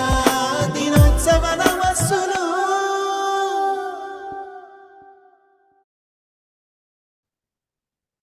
హలో ఎవ్రీవన్, అందరికీ అంతర్జాతీయ మహిళా దినోత్సవ శుభాకాంక్షలు. నేను మల్లికారెడ్డి. సో నేను రాబోయే ఆటా కాన్ఫరెన్స్ లో ఉమెన్ కమిటీ చైర్గా వ్యవహరిస్తున్నాను. ప్రస్తుతం అమెరికన్ తెలుగు అసోసియేషన్ లో ఎడ్యుకేషనల్ కమిటీ అడ్వైజర్ గా ఉన్నాను. కథ అంటే గతం, కథ అంటే వర్తమానం, కథ అంటే భవిష్యత్తు. కథకి మనకి అంతటి అవినాభావ సంబంధం ఉంది. కథ అంటే కాలక్షేపానికి వినేది కాదు. కథ మనల్ని నడిపించాలి, మనకు గుండె ధైర్యాన్ని ఇవ్వాలి, మనకు నీతిని నేర్పాలి. అలాంటి కథలను మన గుండెలకు హత్తుకుపోయేలా చెప్పేవారు కావాలి. అలాంటి కథలతో యూట్యూబ్ ప్రేక్షకులను పరిచయం అవసరం లేని పేరు రమారవి గారు. ఒకవైపు అధ్యాపకురాలుగా పనిచేస్తూ మరోవైపు చిన్న పెద్ద అందరినీ ఆకట్టుకునే, అందరికీ అవసరమయ్యే చక్కని కథలతో ప్రాచుర్యం పొందారు రమా గారు. కథను అర్థమయ్యేలాగా చెప్పడమే కాకుండా మన జీవితాల్లో దాన్ని ఎలా అన్వయించగలమో తెలుసుకునేందుకు రమా గారి మాటలు చాలా సహాయం చేస్తాయి. సొంత మనిషిలాగా అనిపించే సహజమైన తను మాట తీరు ఎవరైనా ఈ మాట విని అట్టే ఆకట్టుకోవాల్సిందే. Rama Garu has done MA in Sanskrit language, and it is my privilege to invite Rama Garu. తన కథలతో భావితరాలని మనల్ని అందరినీ ప్రభావితం చేయాలని కోరుకుంటూ రమా గారిని సాదరంగా ఆహ్వానిస్తున్నాను. రమా గారు. నమస్కారం అందరికి. అంతర్జాతీయ మహిళా దినోత్సవ శుభాకాంక్షలు అండి అందరికి. ఇది ఒక మంచి అవకాశం. నేను ఎప్పుడు డైరెక్ట్ గా మాట్లాడడమే తప్ప ఇంటర్నేషనల్ లెవెల్లో జనాలందరికీ కనపడే లాంటి ఒక అవకాశం చాలా మంచిగా అనిపిస్తుంది. Thank you very much. ఆట వారికి చాలా వేవేల కృతజ్ఞతలు. అమెరికాలో తెలుగు సంఘం ఉండటము, వాళ్ళు ఇన్ని సంవత్సరాల నుంచి చాలా ప్రభావవంతంగా పనిచేయటము, ఇలా ప్రతి ఈవెంట్ ని ప్రత్యేకంగా జరుపుకోవటము చాలా ఆసక్తికరంగా అనిపిస్తున్నాయి. థ్యాంక్ యూ వెరీ మచ్ అండి. పరాయి దేశంలో కూడా మన భాషకు పెద్దపీట వేయటం చాలా ముదావహం, చాలా మంచి విషయం. అయితే ఇవాళ మనం ఇంటర్నేషనల్ విమెన్స్ డే, అంతర్జాతీయ మహిళా దినోత్సవం సందర్భంగా ప్రపంచవ్యాప్తంగా ఉన్న ప్రతి మహిళామూర్తికి ఎన్నో అభినందనలు. చాలా దాటి ఈ ప్రయాణం ఇంతవరకు ముందుకు సాగింది. మనం పురాణాలు, భాగవతాలు, భారతాలు, రామాయణాల గురించి చెప్పుకుంటూ ఉంటాం. వాటిలలో ఉన్న స్త్రీమూర్తుల కాలం వేరు, మన కాలం వేరు. మనం ఎన్నో దాటి వచ్చాము. కొన్ని వందల సంవత్సరాలుగా వేరే జాతీయుల, ఇతర ప్రాంతాల నుంచి వచ్చిన వాళ్ళ ప్రభావం వల్ల స్త్రీలకి పెద్దపీట వేయలేని ఒక దుస్థితిలో భారతదేశం ఉంది. ప్రపంచవ్యాప్తంగా స్త్రీలు చాలా మంది దీన్ని ఎదుర్కొంటూనే ఉండుండొచ్చు బహుశా. మనకున్నంత దుష్కరమైన స్థితులు వాళ్ళకు ఉన్నాయో లేదో. ఎందుకంటే మనము మహారాణులుగా ఉన్నవాళ్ళు భారతీయులంతా కూడా. చాలా ప్రత్యేకమైన స్థానం ఉంది స్త్రీకి భారతదేశంలో. హైందవ సాంప్రదాయంలోనే చాలా ప్రత్యేకమైన స్థానం ఉంది. అలాంటిది క్రమంగా ఒక వంట ఇంటి కుందేలను చేసేయాల్సి వచ్చింది స్త్రీని. ప్రత్యేకంగా వీళ్ళని లోపల ఉంచడం కోసం, బయటికి రానివ్వకుండా ఉంచడం కోసం చాలా చిన్నతనాల్లోనే వివాహాలు చేసేయాల్సి వచ్చింది, దాచిపెట్టాల్సి వచ్చింది. ఎక్కడికి బయటికి రాలేదు, విద్యాకి అవకాశాలు లేవు, చదువుకునే ఏ అవకాశము లేకుండా, బయటకు వచ్చేది లేకుండా, మాట్లాడే అవకాశాలు లేకుండా కూడా కొన్ని వందల సంవత్సరాల పాటు వెనకబడిపోయి ఉన్న స్త్రీలందరూ భారతదేశంలో ఇప్పుడు బాగా ముందంజ వేస్తున్నారు. ప్రపంచవ్యాప్త స్త్రీలందరికీ కూడా ఇదే అవకాశం ఇవాళ లభిస్తుంది. అందరికీ చదువుకునే అవకాశం ఉంది. ఒకప్పుడు ఓటు హక్కు కూడా లేదని చెప్తారు, వాళ్ళకి ఓటు హక్కులు వచ్చినాయి, చదువుకునే అవకాశం వచ్చింది. తమదైన ముద్రని ప్రతి రంగంలోనూ వేసే అవకాశం ప్రపంచవ్యాప్తంగా ప్రతి స్త్రీకి ఈ రోజున లభిస్తుంది. కానీ ఇప్పటికీ కూడా మనం వెనకబడే ఉన్నామేమో అనిపిస్తుంది. ఎక్కువగా అబ్యూజింగ్ ఎదుర్కోవటం, అత్యాచారాలకి గురవటం, ప్రమాదాలకి గురైనప్పుడు ఏ రకమైన సహాయము లభించక ఒక దిక్కుమాలిన స్థితిలోకి స్త్రీలు వెళ్ళిపోయే పరిస్థితి ఇప్పటికీ మనం చూస్తూనే ఉన్నాం. ఇంత ముందందేసినా, ఎందుకంటే డాక్టర్లు ఉన్నారు, లాయర్లు ఉన్నారు, ఇంజనీర్లు అవుతున్నారు, ఫ్లైట్లు అవి నడిపేస్తున్నారు, విమానాలు నడపటము, రైళ్లు నడపటం. రైళ్ళు చాలా పెద్ద సాధనం, మగవాళ్లే చేయాలనుకునే వాళ్ళం. ఫ్లైట్ సులువు, ట్రైన్ కష్టం అనేవాళ్ళు. ఇప్పుడు ట్రైన్ కూడా ఆడవాళ్ళు నడిపే స్థితి వచ్చింది. లారీలు, ఆటోలు లాంటివి డ్రైవ్ చేసేయటము, వాటితోటి తమ జీవిక నడిపే వాళ్ళు కూడా కనిపిస్తున్నప్పటికీ ఇప్పటికీ నిస్సహాయ స్థితిలో ఉన్న స్త్రీలని మేమైతే అమెరికాలో ఉన్న వాళ్ళ సంగతి తెలీదు, ఇండియాలో ఉన్న వాళ్ళు ప్రతిరోజు న్యూస్ లోనో, టీవీలలోనో, లేకపోతే న్యూస్ పేపర్స్ లోనో మేము చూస్తూనే ఉంటాం. ఇంకా వీళ్ళు ఎందుకు వెనకబడే ఉన్నారు అని అనిపిస్తూనే ఉంటుంది. ఇంత చదువుకునే అవకాశాలున్నా వీళ్ళకి ఎందుకు లేదు అని. ఇప్పటికీ పల్లెటూళ్ళలో వైద్య అవకాశాలు లేక మరణాలు మృతం అంటే డెలివరీలలో మరణించే వాళ్ళు ఇప్పటికీ ఉన్నారు, పొరుట్లో చనిపోయేవాళ్ళు. కానీ పరిస్థితులు మారినప్పటికీ మరింత ముందంజ వేయాలి అని ప్రతి సంవత్సరము ఇలా విమెన్స్ డే అప్పుడు ఏదో ఒక రకరకాల డొమైన్స్ లో, రకరకాల సభలలో పెద్దవాళ్ళందరూ మాట్లాడుతూనే ఉంటాం. అయితే దీనికోసం మనం ఏం చేస్తాము అనేది ఎప్పుడు ప్రశ్నగానే ఉంటుందండి. సాధారణంగా మనకి మనుషుల్లో ఎంతమంది, ఎన్ని జాతులు ఉన్నాయండి? 82,000 జీవరాశులు ఉన్నాయి ప్రపంచంలో. అందులో చాలా తెలివైన వాళ్ళు మనుషులు, మిగిలినవన్నీ వాటి పని అవి చేసుకుంటాయి. ఈ మనుషుల్లో ఉన్నవి రెండే జాతులు, ఒకటి స్త్రీ, రెండోది పురుషుడు. ఇప్పుడు అత్యాచారాలకి స్త్రీలు గురవుతున్నారు, ఏదైనా ఇబ్బందుల్లో ఉన్నారు, వెనకబడి ఉన్నారు, వీళ్ళకి అవకాశాలు లేవు అంటే అది దేని వల్ల అయి ఉండాలి? మనతో పాటు ఉన్న రెండో జాతి వల్ల కదా. ఇద్దరు ఉన్నప్పుడు ఒకళ్ళు ముందుకు వచ్చారు, రెండో వాళ్ళు వెనకాల ఉన్నారు అంటే కారణం ఏమిటి? రెండో వాళ్ళే కదా. ఈ రెండో వాళ్ళు ఎవరో కాదు కదా, మన నాన్నలు, మన కొడుకులు, మన అన్నయ్యలు, మన తమ్ముళ్ళు, మన వాళ్ళే కదా వాళ్ళంతా కూడా. అయితే ఈ వాళ్ళందరినీ నన్ను వెనక్కి తోయొద్దు అని మనం చెప్పలేకపోతున్నామంటే ఇది దుస్థితి అనుకోవాలా, మన చాతకాంతనం అనుకోవాలండి? దుస్థితి కాదు తప్పనిసరిగా, దీన్ని దుస్థితి అనడానికి వీలు లేదు. మనతో ఉన్న రెండవ వాడికి పూర్తిగా మన అవసరం ఉంది. వాడిని కనాలంటే మనం కావాలి, వాడికి కనాలన్నా మనమే కావాలి. అది కదా, స్త్రీలే కదా అవసరం.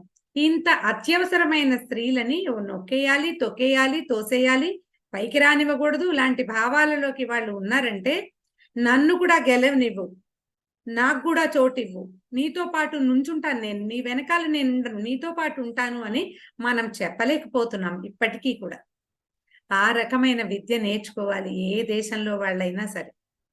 ముందుకు నడవటమే కాదు, నన్ను నీతో పాటు నుంచోనివ్వు, లేదా నీతో పాటు ఉన్న అమ్మాయిని నీతో పాటు నుంచోనివ్వు అని మనం మిగిలిన వాళ్ళకి చెప్పగలిగే లాంటి విద్య ఈ రోజుకి ఇంకా అవసరమేనండి. మనం ఇంత ముందంజ వేసినా పొట్టి స్త్రీలే నడిపే బోలెడన్ని సంస్థలు ఉన్నాయి, భారతదేశంలో ఉన్నాయి, విదేశాలలో కూడా ఎన్నో దేశాలలో కనపడతాయి. స్త్రీ సమాజమే అన్నిటా ముందంజ వేసింది ఉంటుంది. ఇప్పుడు హైదరాబాద్ పక్కన అదే తెలంగాణలో ఉన్న వరంగల్ జిల్లాలో పెద్ద పెద్ద ఇంచుమించుగా 80% అధికార గణం అంతా స్త్రీలే ఉన్నారండి.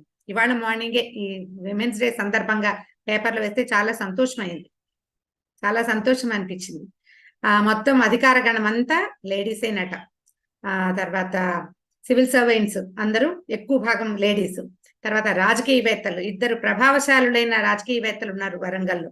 ఇప్పుడు ఒక జిల్లాని యంత్రాంగం అంతా కూడా ఆడవాళ్లే నడపగలిగితే ప్రపంచాన్ని మనం నడపగలం. మనతో ఉన్న వాళ్ళని నడిపించే శక్తి చోదక శక్తి అంటారు, ముందుకు నడిపించే శక్తి అది స్త్రీలే అయినప్పుడు ఈ చోదనలో మనం వెళ్ళే నడకలో ఎందుకు బాగా చెప్పలేకపోతున్నాము? నేను ప్రతిసారి అడుగుతుంటాను, ఇంటర్నేషనల్ విమెన్స్ డే ఇంత గ్రాండ్ గా చేసుకుంటాం, నేను ఏదో ఒకసారి మాట్లాడుతూనే ఉంటానండి ఎవరో ఒకళ్ళ దగ్గర, ఎందుకు మెన్స్ డే ఇంత ప్రభావవంతంగా జరుపుకోవట్లేదు పాపం వాళ్ళు? మనమే కొంచెం ఎంకరేజ్ చేసి, బాబు మీరు ముందుకెళ్ళండి, మీతో పాటు మమ్మల్ని కూడా కొంచెం ముందుకు రానివ్వండి అని వాళ్ళని అడగాలేమో అనిపిస్తుంది. ఈసారి మన ఇంట్లో ఉన్న మగవాళ్ళందరికీ మనతో పాటు తప్పనిసరిగా వాళ్ళు ఉండాల్సిందే. మనకి నాన్న ఉంటాడు, తాత కూడా ఉంటారు, భర్తలు తప్పరు కదా, సంతానం ఎలాగో ఉంటారు. వీళ్ళందరికీ మీరు మెన్స్ డే బాగా జరుపుకోండి, మేము దగ్గరుండి నడిపిస్తాం. ఎందుకంటే ఏవైనా ప్రోగ్రామ్ సజావుగా నడవాలంటే మేము ఉండాలి, ఒక వంట బాగా కుదరాలంటే మేము ఉండాలి, ఇల్లు బాగా నడవాలంటే మేము ఉండాల్సిందే, ఒక స్కూల్ ముందుకు నడిచి వెళ్ళాలంటే ఒక మంచి టీచర్ ఉండాలి. ఓన్లీ జెంట్స్ అయితే కుదరదు, లేడీస్ కూడా ఉండాలి కదా. మేము చక్కగా నడిపిస్తాము, మీతో పాటు మమ్మల్ని కూడా నడిచేందుకు అవకాశం ఇవ్వండి అని మగవాళ్ళకి నేర్పాలి, చెప్పాలి అండి. ప్రతి సంవత్సరము మనం ఇలా చేసుకుంటూనే ఉంటాం. ఎప్పుడో పురాతన కాలం నాటి స్త్రీల గురించి మాట్లాడుకుని ఏం ప్రయోజనం? మనం చిన్నప్పుడు అదేదో చేసామంటే దానివల్ల ఏ ప్రయోజనం లేదు కదా. ఈ రోజు నేను చేస్తున్నాం మనం, నువ్వు ఎలా బట్టలు వేసుకోవాలో వాళ్ళే చెప్తారా, నువ్వేం చేయాలో వాళ్ళే చెప్తారా, అన్ని వాళ్ళే చెప్తే ఇక మనమేం చెప్పాలి? మన ఊరికే కనాలి పెంచాలినా? అంతేనా? కాదు కదా. నేనేం వేసుకోవాలో నేనే డిసైడ్ చేసుకోవాలి, నేనేం తినాలో నేనేం చెయ్యాలో నేనే డిసైడ్ చేసుకునే అవకాశాన్ని నాకు ఇవ్వమని మనతో ఉన్న వాళ్ళకి ప్రభావవంతంగా చెప్పగలగాలి. పాత కథలు పునరావృతంగా చెప్పుకోవటం వల్ల పెద్ద ప్రయోజనం ఏం లేదండి. ఏ దేశంలో అయినా సరే ఎవరైనా ఇది మనం చెప్పవలసిందే. ఇలాంటి ఒక రోజు ఎందుకు వచ్చిందండి? నాకు పెద్దగా డేస్ మీద నమ్మకం లేదు. నేను అనుకుంటా మనకు ఒక రోజు ఎట్లా సరిపోతుంది? ఓ రోజు మనం పని మానేస్తే కథ నడుస్తుంది? ఎక్కడైనా నడవదే. మొత్తం దేశంలో ఉన్న వాళ్ళంతా లేదా మీ కంపెనీలో ఉన్న వాళ్ళంతా పని మానేయండి, ఒక రోజు ఇంట్లో పనులు మానేద్దాం, నడుస్తుందా? రోజు ఆగిపోతుంది, స్టాగ్నేట్ అయిపోతుంది జీవితం. కానీ ఇప్పుడు మన పరిస్థితి ఏంటి? మనకి ఎందుకు ఒక రోజు? అన్ని రోజులు మనవే కదా. అయితే ఈ ఒక ప్రత్యేకమైన రోజు ఎందుకు? మనం ఏం చేయాలో మాట్లాడుకోవటానికి. ఇప్పటిదాకా ఏం చేసి వచ్చాం, రేపు ఏం చేద్దాం? 100 ప్లాన్లు ఆలోచించుకుంటే అందులో ఒక ప్లాన్ లోని 60వ వంతుని మనం యాక్షన్ లోకి తీసుకెళ్ళగలుగుతాం. అందులో సక్సెస్ మీట్ అవుతామో లేదో మనకి డౌటే. మీట్ అవ్వలేమండి సక్సెస్ ని, చాలా కష్టం. ఎందుకంటే మన సమాజం దాన్ని ముందుకు పోనివ్వదు. మిగిలిన వాళ్ళంతా మన్నే కాలు చేయి పుచ్చుకుని వెనక్కి లాగిస్తూ ఉంటారు. ఈ ముందుకు నడవాలటం కోసమే ఈ ఒక రోజు. ఈ ఒక రోజున మనం ఎప్పటి కథలో పునరావృతంగా చెప్పుకోవటం వల్ల ప్రయోజనం లేదు. ఆడవాళ్ళందరూ ముందుకెళ్ళాలి, ప్రతి వాళ్ళు మాట్లాడాలి, చెప్పాలి, ఇది కాదు ఇలా చేద్దాము అని మనకి మనం చెప్పుకుంటే ఏం ప్రయోజనం? మనకి మనం చెప్పుకోక్కర్లేదు, మనతో ఉన్న వాళ్ళకి చెప్పాలి. విమెన్స్ డే మనమే చేసుకుంటాం, లేడీస్ అందరు కూర్చుని ఒక చోట మాట్లాడుకుంటాం. ఏం ప్రయోజనం అండి? నీ చీర బాగుంది, నా డ్రెస్ బాగుంది అని చెప్పుకోవడానికి ఉపయోగపడుతుంది. ఆవిడ ఎంత కలర్ఫుల్ బట్టలు వేసుకున్నారో, డ్రెస్ చాలా బాగుంది, చాలా బాగా మాట్లాడారు. ఏం ప్రయోజనం? నీ వంట నేను, నా వంట నువ్వు మెచ్చుకుంటే ఈ వంటని షేర్ ఎవరికి చేస్తామో వాళ్ళని ఒప్పించాలి, వాళ్ళకి చెప్పాలి, వాళ్ళతో అవుననిపించాలి, వాళ్ళని మన దారికి తేవాలి. పాత కాలంలో నుండి మనుస్మృతిలో చెప్పబడింది ఒక వాక్యం. పితా రక్షతి కౌమారి భర్త రక్షతి యవ్వని పుత్రాహ వార్ధక్యే పుత్రాహ రక్షంతి నా స్త్రీ స్వాతంత్రం అర్హతి. ఈ వాక్యాలు చెప్పుకుంటూ ఉంటాం. సంస్కృత శ్లోకం అంటే నేను పూర్తిగా బాగా చెప్పట్లేదు. నా స్త్రీ స్వాతంత్రం అర్హతి, ఇది వాక్యం. మనకి వెంటనే ఒక ఉద్రేకం వస్తుంది. ఏమిటి, స్త్రీలకు స్వాతంత్రం వద్దు? వద్దా మనకి? నా స్త్రీ, దానికి అర్థం అదేనండి. నా స్త్రీ అంటే స్త్రీకి నో. ఏమిటి? స్వాతంత్రం అర్హతి, స్వాతంత్రము ఇవ్వకూడదు స్త్రీకి అని. దీని అర్థాన్ని మన వాళ్ళు ఎలా తీసుకున్నారంటే, మధ్యయుగంలో వాళ్ళు స్త్రీలకి స్వాతంత్రం ఇవ్వకూడదు, వాళ్ళని ఇంట్లో కూర్చోబెట్టాలి, డిసైడింగ్ ఫ్యాక్టర్ గా స్త్రీ ఉండకూడదు, ఇలాంటి భావాల్లోకి వచ్చారు. కానీ వాళ్ళకి అర్థం కాలేదండి. వాళ్ళకి అర్థమయ్యేలా చెప్పేవాళ్ళు లేరు ఆ కాలంలో. అప్పటి ఉన్న సామాజిక పరిస్థితులు కూడా దానికి తోడై ఉంటాయి బహుశా. అప్పట్లో ఏంటంటే ఇన్వేషన్స్ ఉన్నాయి, రకరకాల జాతుల వాళ్ళు మన మీద పడ్డారు. ఆడవాళ్ళని, అందంగా ఉన్న వాళ్ళని ఎత్తుకుపోయేవాళ్ళు. అందంగా అక్కర్లే, ఆడైతే చాలా ఎత్తుకుపోయేవాళ్ళు. అందుకని పిల్లల్ని ఇళ్లలో దాచేసేవాళ్ళు. నల్లపూసలు కడితే ఎవరు తీసుకెళ్లరని తొందరగా పెళ్లిళ్ళు చేసేసేవాళ్ళు. క్రమంగా వాళ్ళని ఇంటికి అగ్గిత చేసేవాళ్ళు. ఆవిడకు 30-40 వచ్చి ఓ 10-12 మంది పిల్లలు పుట్టేశాక ఇంకా ఈవిడ పెద్దగా సంసారానికి ఉపయోగపడదు కాబట్టి ఇంకో భార్యను కూడా తెచ్చుకుంటూ వాళ్ళకి దొరికిందే ఛాన్స్ అని చేసేసారు. కానీ దాని వాక్యాల ముందు ఏం చెప్పారండి? పితా రక్షతి కౌమారే, తండ్రి చిన్నప్పుడు జాగ్రత్తగా చూసుకోవాలి, వాళ్ళు దగ్గర పెట్టుకుని కూతురు మీదే దృష్టి పెట్టాలి. నువ్వు వేరే వ్యవహారాలు చేయడానికి వీల్లేదు. నీ కూతురిని రక్షించు, ఆమెను చదివించు, ఆమెకు బలం వచ్చేలాగా చేయి, ఆమెను ధైర్యంగా ఉంచు, ఆమె ఎక్కడికి వెళ్ళినా నువ్వు వెనకాల తోడుండు, ఆమెను జాగ్రత్తగా చూడు. అక్కడి నుంచి భర్త రక్షతి యవ్వని, యవ్వనంలో ఉన్నప్పుడు వివాహం అయ్యాక భర్త ఆమెను రక్షించాలి. రక్షించాలంటే ఎట్లా? ఆమెను ఇంట్లో కూర్చోబెట్టి కాదు, ఆమెకి నచ్చింది ఇచ్చి, ఆమెకు నచ్చేలా చేసి, ఆమె ఏది చేయదలుచుకుంటే అది చెయ్యనిచ్చి ఆమెని కాపాడుకో, ఎందుకంటే ఆవిడే నీ జీవితం కాబట్టి. తర్వాత పుత్రులు కుమారులు వృద్ధాప్యంలో రక్షించాలి. మీ అమ్మని రక్షించుకో, నీ మొత్తం వెనకాల ఉన్న చరిత్రని, వారసత్వాన్ని మీ అమ్మ రక్షిస్తుంది. మీ ఇంట్లో ఏ పద్ధతులు ఉన్నాయో అమ్మే చెప్తుంది. నువ్వేం పూజ చేయాలో మీ అమ్మ చెప్తుంది. నువ్వేం తినాలో, ఏం తినకూడదో, ఏ రోగం వస్తే ఏ మందు వేసుకోవాలో, ఎక్కడికి వెళ్ళాలో, ఎక్కడికి వెళ్ళకూడదో, నీతో ఉన్న స్త్రీని ఎలా చూడాలో కూడా మీ అమ్మే నీకు నేర్పిస్తుంది. నువ్వు అమ్మని రక్షించు.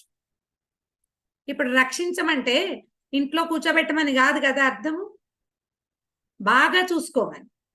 ఈ బాగా చూసుకోని చెప్పబడిన వాక్యాలని చాలా సక్సెస్ఫుల్ గా వీళ్ళకి ఏమి ఇవ్వక్కర్లేదు, లోపల కూర్చోబెట్టు అని అర్థంలో తీసుకున్నారు. ఇప్పుడు కూడా అవే భావాలలో ముందుకెళ్తూనే ఉంది సమాజం అండి. మామూలుగా మనకేం చెప్తారంటే, ఒక 4-5 తరాల పాటు మనం ఏం తిన్నామో అది మన జీన్స్ లో ఫిక్స్ అవుతుంది. పెద్దగా మీ అందరు బాగా చదువుకున్న వాళ్ళు, నేనేమో సంస్కృతం చదువుకున్నాను, జెనెటిక్స్ పాఠం నేను చెప్పక్కర్లా మీకు, జనరల్ గా అందరికీ తెలుసు. మన తాత ముత్తాతలు ఏం చేశారో అవే మన జీన్ లో ఫిక్స్ అవుతాయి. కొన్ని తరాల తర్వాత అది ఆనుచానంగా వీళ్ళ శరీరంలో ప్రవహిస్తూ ఉంటుంది జెనెటిక్. దాన్ని అదే కదా మనం జీన్ మ్యాపింగ్ అంటాం. అయితే ఇప్పుడు ఈ ముందు తరాలలో ఆడవాళ్ళకి ఏ అవకాశాలు ఇవ్వకూడదు, వాళ్ళని ఇంట్లో కూర్చోబెట్టాలి అనేవి విని విని విని ఆడవాళ్ళని అణవడం అనేది, అణిచిపెంచడం అనే భావాలకి లోనయ్యి ఉన్నటువంటి సమాజం క్రమంగా తర్వాత వాటిలలో ఆ జీన్ మ్యాపింగ్ వల్ల అవి భావాలు వస్తాయి, వచ్చి ఇంకా వెనకబడే ఉన్నారు. ఇప్పుడు ఈ జీన్ని సెట్ చేయవలసిన బాధ్యత ఎవరిది? మదర్ది. ఎందుకంటే ఆమెని రక్షించుకోండి, జాగ్రత్తగా ఉంచుకోండి అని చెప్పారు. ఆడవాళ్ళకి జీన్ మారిపోతూ ఉంటుంది. వీళ్ళ అవకాశం ఏంటంటే మనం వేరే ఇంటికి వెళ్తాం కదా, అక్కడి నుంచి కొన్ని పద్ధతులు నేర్చుకుంటాం. మనం 10-15 ఏళ్ళ దాకానో, ఇప్పుడు 25-30 ఏళ్ళ దాకానో కొన్ని పద్ధతులు చూస్తాం. అక్కడి నుంచి కొత్త పద్ధతుల్లోకి వెళ్తాం. మనకి డ్యూయల్ జీన్స్ ని హ్యాండిల్ చేసే విధానం వస్తుంది, తెలుస్తుంది. అప్పుడు మనం దాన్ని సరిగ్గా చేయగలుగుతాం. మా అమ్మ వాళ్ళ ఇంట్లో ఇలాగా, మా అత్తారింట్లో ఇలాగా అని చెప్తాం కదండి, ఎంత సహజంగా చెప్తాం మనం. మా పుట్టింట్లో ఇలా కాదండి, మా అత్తారింట్లో ఇలాగండి అని. అవునా? ఎంత మామూలు మాట అది. ఇది ఏంటి, మనం దాన్ని క్యారీ చేస్తున్నాం. సో మనం బతికి సరిగ్గా ఉండి తెలివిగా ఉండి మనల్ని ఎవడైనా బాగా రక్షిస్తే మనం వాడికి ఇది నేర్పించగలుగుతాం. రెండు వేరు వేరు విధానాల్ని ఒకేసారి నేర్పించగలిగే శక్తి భగవంతుడు ఆడవాళ్ళకి ఇచ్చాడు. మన హిందూ వివాహ వ్యవస్థ దాన్ని నేర్పించింది మనకి. వివాహాల్లో గోత్రాలు మారుస్తారు. గోత్రం అంటే నథింగ్ బట్ జీన్ మ్యాపింగ్ అండి. గోత్రం మారుస్తారు. అంతకుముందు నాన్న వాళ్ళ గోత్రం వేరు, వివాహం అయ్యాక మన గోత్రం వేరు. అందరికీ తెలిసిందే కదా ఇది. ఈ గోత్రం మారటం అంటే ఏంటి, నువ్వు నీ జీన్ లెవెల్ నుంచి రెండో జీన్ లెవెల్లోకి మారుతావు. అక్కడి నుంచి నువ్వు నేర్చుకుంటావు, నువ్వు ఎక్కువ నేర్చుకుంటావు. ఇప్పుడు ఆ మగవాళ్ళ కంటే ఆడవాళ్ళకి నేర్చుకునే అవకాశాలు చాలా ఎక్కువ. ముందో సమాజంలో ఉంటారు, తర్వాత ఇంకో సమాజంలో ఉంటారు. మగవాళ్ళకి పాపం ఆ అవకాశం ఏది, వాళ్ళకి ఒకటే సమాజం. మనకి ఎక్కువ అవకాశాలు ఉన్నాయి కదా. ఈ రక్షించండి అనే భావాన్ని దాచుంచండిగా అర్థం చేసుకున్నారు. దాంట్లో నుంచి బయటపడడానికి మనలాంటి వాళ్ళం కొన్ని తరాల నుంచి ప్రయత్నం చేస్తూనే ఉన్నామండి. ఒక 2-3 తరాలుగా దాదాపు ఒక 50-70 ఇయర్స్ నుంచి భారతదేశంలో మహిళలు, మరి ఇతర దేశాల్లో కూడా అలాగే అయ్యి ఉండొచ్చు. ఎందుకంటే 1910లో ఓటు హక్కు ఇచ్చారు అమెరికన్స్ అంటే మరి అలాగే అనుకోవాలి కదా. ఓ 100-125 సంవత్సరాల నుంచి వాళ్ళకు కూడా అవకాశం లభించింది. మనకి దొరికిన ఈ అవకాశాన్ని సక్సెస్ఫుల్ గా మనకి అనుగుణంగా చేసుకోవాలండి. మనతో ఉన్న వాళ్ళని ఎడ్యుకేట్ చేయాలి. సాధారణ ఎడ్యుకేషన్ వేరే, ఈ స్త్రీ స్వాతంత్రం అర్హతే కాదు. స్త్రీని రక్షించినైనా దాన్ని రక్షిస్తేనే నీకు బతుకుంది. అది ఉంటేనే నీ జీవితం బాగుంటుంది. లేకపోతే నువ్వు ఒంటరి వాడివి అవుతావు. నీకు కనేవాళ్ళు, నీతో కనేవాళ్ళు, నిన్ను కనేవాళ్ళు కూడా ఎవరు ఉండరు. కాబట్టి వీళ్ళని రక్షించుకో. ఈ అమ్మాయిని తన తెలివితేటలను అభినందించు, తనని ముందుకెళ్ళటానికి అవకాశం ఇవ్వు, అవసరమైతే తనకి తోడుగా ఉండు అని మన పిల్లలకి, మన తర్వాత సమాజానికి, తర్వాత తరాలకి జాగ్రత్తగా నేర్పించాలండి. పాత కథలు పునరావృతం కాకూడదు అంటే ఎవడు ఎవరిని ఎత్తుకుపోకూడదు, ఎవరు ఎవరిని అవమానించకూడదు. పాత కథల్లో ఏముందండి, సీతాదేవిని ఎత్తుకుపోయారు, మహాద్భుతమైన రామాయణ గాథ. అంతకంటే పరమాద్భుతమైన పంచమ వేదం మహాభారతంలో స్త్రీని అవమానించారు. అదే కదా తెలిసింది. ఒక ఆవిడని ఎత్తుకుపోతే చంపేశారు, రెండో ఆవిడని అవమానిస్తే చచ్చిపోయారు. ఇవి మన పాత కథలు. దీన్ని మనం ఈ రోజులకి అనుగుణంగా ఒక మంచి కథ రూపంలో పిల్లలకి చెప్పేటప్పుడు చెప్తూ ఉంటే మంచి మంచి కథలు క్రమంగా పిల్లల్లో మార్పు వస్తుందండి. సమాజంలో మార్పు. పిల్లలకి ఏమైనా అర్థం చేసుకుంటారండి. మనతో ఉన్న వాళ్ళని మార్చడమే కష్టం. వాళ్ళకే మనం చెప్పాలి. పూర్వం ఒక చిన్న స్టోరీ తోటి ముగించేస్తానండి. ఒక పల్లెటూరులో ఒక దుంగ ఒకటి కొట్టుకొచ్చిందట. దుంగ అంటే లాగ్ అంటాం కదా మనం. ఒక చెట్టు తాలూకు మొదలు కొట్టుకుని ఒక నీళ్ళలో కొట్టుకుని ఒక ఊరికి దగ్గరకు వచ్చింది. ఆ ఊరి వాళ్ళు దాన్ని, ఆ దుంగని తీసి లాక్కి పెట్టుకున్నారు. అప్పట్లో ఏముందండి, కట్టెల పొయ్యిలు అవి ఉండేవి. అది చాలా బహు పల్లెటూరు. అయితే వీళ్ళు ఆ దుంగని తీసుకొచ్చి బయట పెట్టుకున్నారు. బయట పెట్టుకుంటే అది చాలా రోజుల నుంచి నాని ఉండటం వల్ల దాని పైన ఉన్న బార్క్ అంటే ఏమంటారు, చెట్టు బెరడు ఊడిపోయిందట. ఊడిపోతే వీళ్ళకి ఏం తెలిసిందంటే, ఆ బార్క్ దాన్ని ఇట్లా నిలబెట్టేసరికి దానికి ఇట్లా 2 గుండ్రంగా కళ్ళు లాగా రౌండ్ గా కనపడుతున్నాయట. చెట్లలో ఈ మీరు కలపని గమనించుంటారు, టేకు వాట్లలో లోపల ఒక ఇంక్లూషన్ లాంటిది ఉంటుంది, ఒక పొరల్లాగా ఉంటాయి. అవి వీరికి ఎట్లా కనపడ్డాయి, ఆ ఊరి వాళ్ళకి అవి 2 నేత్రాలుగా కనపడ్డాయి. అదొక పెద్ద లాగు, దానికి ఇట్లా 2 అంటే ఇవి, అమ్మో ఇది జేజిరా మనకేసి చూస్తోంది అనుకున్నారు.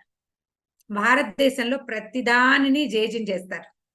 ఇతర దేశాల్లో పాపం వాళ్ళకి అవకాశం ఉందో లేదో. మనకి గుండ్రాయి ఒక జేజి, తిరగలి అమ్మవారే, రోలు అమ్మవారే, ఈ మన దంచేది ఉంటుంది కదా రోకలి, అది కూడా అమ్మవారే, గడప అది అమ్మవారే. అన్ని స్త్రీ రూపాలే మనకి. వాటన్నిటికీ పూజ చేస్తాం. ఏదైనా ఒక పండగ వచ్చిందంటే ముందు గుమ్మానికి పసుపు రాస్తాం. గుమ్మని దేవత అన్నాం, గడప గౌరి అని పేరు. మగ పేర్లు లేవండి. మగవ దేవుళ్ళకి వేరే పేర్లు ఉన్నాయి. వస్తువులన్నిటికీ స్త్రీ దేవతల పేర్లే. జేజి అంటాం, అమ్మవారు అంటాం. వీళ్ళు ఏం చేశారు, ఆ దుంగని అమ్మవారిగా భావించి పూజ చేసుకోవటం మొదలుపెట్టారు. ఎందుకంటే 2 నేత్రాల్లాగా కనపడుతున్నాయి. క్రమంగా ఏదైనా ఒక వస్తువుని మనం పూజిస్తుంటే దాంట్లో ఒక్కొక్క వెలుగు వస్తుందండి. మన కాన్సన్ట్రేషన్ అంతా దాని మీద ఉంటుంది కదా. ఎక్కువ కాన్సన్ట్రేషన్ ఉండటం వల్ల దానికి ఒక వెలుగు, ఒక ప్రత్యేకత వస్తాయి. పక్కన ఒక చిన్న పల్లెటూరు ఉందట. ఆ పల్లెటూరులో ఒక బ్రాహ్మణ ఆయన ఉన్నాడు. ఆయన రోజు ఈ జేజి దగ్గరకు వచ్చి ఒక దీపం పెట్టి ఆయన పని ఆయన చేసుకునేవాడు. కొంతకాలం ఇలా గడిచింది. ఊళ్ళో వాళ్ళంతా ఆమె దగ్గర మొక్కులు తీర్చుకునేవాళ్ళు. వాళ్ళు కొంచెం పల్లెకారులు అవటంతో వేరే దేవాలయం లేదు. ఆ దుంగ జేజికే వీళ్ళు దండాలు పెట్టేవాళ్ళు, పూజ చేసుకునేవాళ్ళు, మేకల్ని గొర్రెల్ని ఇచ్చేవాళ్ళు. వాళ్ళ భక్తి ప్రకారం జరిగేది. అయితే కొంతకాలం తర్వాత ఏమైందట, ఒక చాలా మంచి వర్షాకాలంలో ఈ బ్రాహ్మణ ఆయన దీపం పెట్టడానికి వస్తూ ఉంటే ఆయన ఒక వ్యక్తిని చూశాడు. ఆ వ్యక్తి ఎవరంటే ఒక దొంగ. అతను పొద్దున్నుంచి చాలా ప్రయత్నం చేశాడు. ఎక్కడ ఏమి ఆహారం దొరకల అతనికి. ఎవరైనా దారులు కొట్టి సంపాదించుకునేవాడు. ఎవరు మనుషులు దొరకలేదు. వానాకాలం ఏ బాటసారులు పాదచారులు ఉంటారు, ఎవరు లేరు. అయితే ఇతను ఏం చేశాడు, అటు ఇటు తిరుగుతూ వచ్చి చూస్తే ఒక తాటాకు పాక తడవకుండా ఉన్న ప్రాంతంలో ఒక పెద్ద దుంగ వాడికి కనపడి, వాడేమనుకున్నాడు, ఈ దుంగని పగలగొట్టి తీసుకెళ్లిపోతే ఇంటికి వంట చేరుకొస్తుంది, దీన్ని అమ్మేస్తే మనకి భోజనం వస్తుందని భావించాడు. ఈ ఒక గొడ్డలు తీసుకున్నాడు. అతని దగ్గర ఒక పెద్ద గుర్రం లాంటిది ఒకటి ఉంది. ఆ గుర్రానికి ఒక గొడ్డలు వేళ్లాడుతోంది. యాక్స్ అంటారు కదా, దాన్ని చెట్లు కొట్టడానికి వాడతారు. అది తీసుకుని ఆ దుంగ దగ్గరికి వెళ్ళాడు. దుంగ మీద ఎత్తి కొట్టపోయాడు. ఏ దుంగనైతే ఈ ప్రజలంతా పూజ చేసుకుంటున్నారో ఆ దుంగని కొట్టబోయాడు. వాడికి అది భక్తి కలగల, దుంగగానే తోచింది. అయితే కొట్టబోయేసరికి అలా దుంగలోంచి ఒక జయజప ఆవిడ బయటకు వచ్చిందట. ఒక నడి వయసు కొప్పు పెట్టుకుని ఒక కొండ జాతి స్త్రీలాగా ఉన్నావని, ఒరే ఎందుకురా కొడుతున్నావు, నువ్వు కొట్టబోక, దేని కొడుతున్నావు నువ్వంటే ఏం చెప్పాడు, అమ్మ నాకేం కొట్టాలని లేదు, ఎవరిదో ఇది నాకు తెలీదు, నాకు డబ్బులు కావాలి, నా భార్య గర్భవతి, 2 చిన్నపిల్లలు ఉన్నారు, మాకు ఆహారం దొరకదు, ఇది పొడిగా ఉంది కదా, 2 దుంగలు 4 పేర్లేసి తీసుకెళ్లిపోతే నాకు ఆహారం లభిస్తుందని కొడుతున్నాను అన్నాడు. ఆవిడ ఏం చేసింది, ఒక 100 రూపాయలున్న అంత మూట డబ్బులున్న ఒక మూటని వాడి చేతిలో పెట్టి, ఈ డబ్బులు తీసుకెళ్ళి ఈ దొంగని కదపద్దు, నువ్వేం చెయ్యొద్దంటే వాడు ఒక దండం పెట్టి ఆ డబ్బుల మూట తీసుకుని గుర్రం ఎక్కి వెళ్ళిపోయాడు. ఈ వర్షాకాలం వల్ల నిదానంగా బయలుదేరిన మన బ్రాహ్మణ ఆయన రోజు దీపం పెడతాడు కదా, ఆయన ఒక చెట్టు కింద నిలబడి చూశాడు. దొంగ కట్టెది గొడ్డలెత్తి కొట్టబోతే ఆ దుంగలోంచి ఒక ఆవిడ వచ్చింది. ఆవిడొచ్చి డబ్బులు ఇచ్చింది. వాడు ఆ డబ్బులు పుచ్చుకుని వెళ్ళిపోయాడు. తను అనుకున్నాడు, అమ్మా ఇన్ని రోజుల నుంచి పూజ చేస్తున్నానే వృధాగా, అనవసరంగా ఒక్క దెబ్బ గొడవలు చూపించి ఒక దెబ్బ కొడతానంటే డబ్బులు ఇచ్చేదే జేజీ, నేను పేదవాడిని, నాకు కూడా డబ్బులు కావాలని పరిగెత్తుకుంటూ వెనక్కెళ్ళి వాళ్ళ ఇంటి నుంచి ఒక గొడ్డలు పుచ్చుకొచ్చాడట. పుచ్చుకొచ్చి ఆ గుడిసెలోకి వచ్చాడు. లోపలికి వచ్చి గొడ్డలు ఎత్తి కొట్టబోయేసరికల్లా ఆ దుంగలోంచి పెద్ద మంట వచ్చిందిటండి. ఒక్కసారి పెద్ద వెలుగు వచ్చేసరికల్లా ఈ బ్రాహ్మణ ఆయన గొడ్డలు వదిలేశాడు. కళ్ళు కాస్త పోయాయి. కళ్ళు పోయినాయి.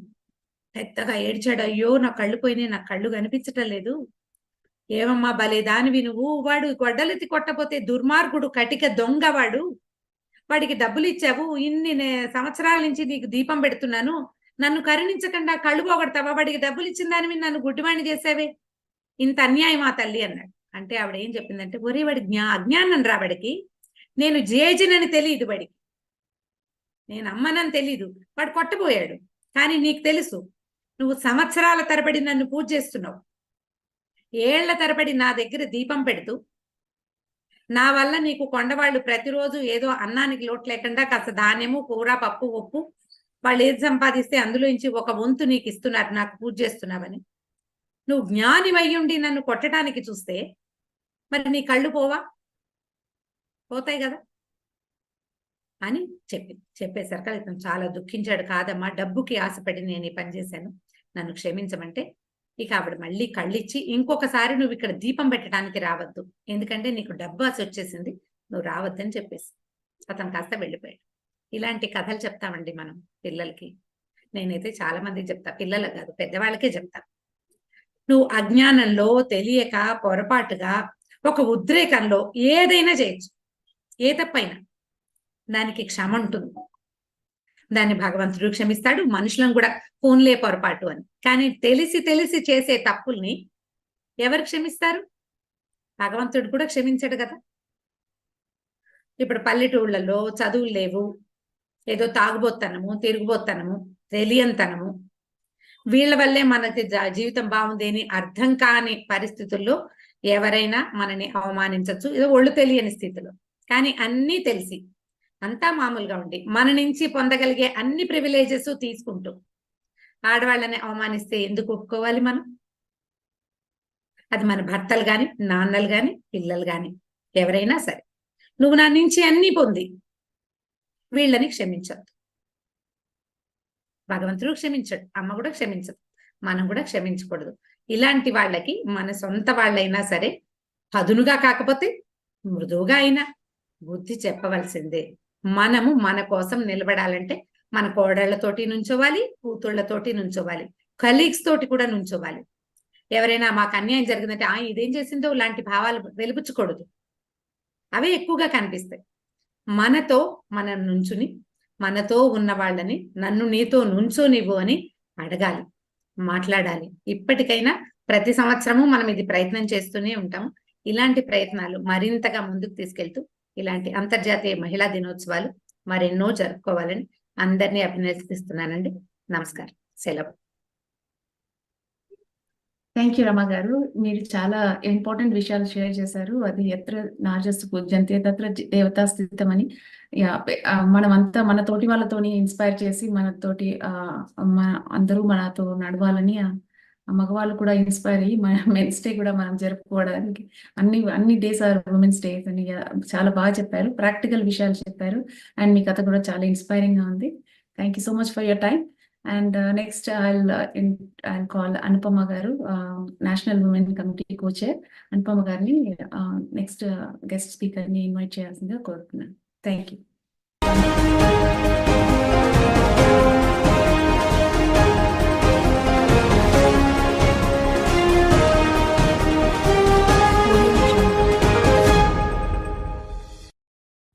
అమ్మై బ్రతుకిస్తావు, ఆలై జతకొస్తావు, కూతురిలా ప్రేమై ఎదనల్లే తీగవు.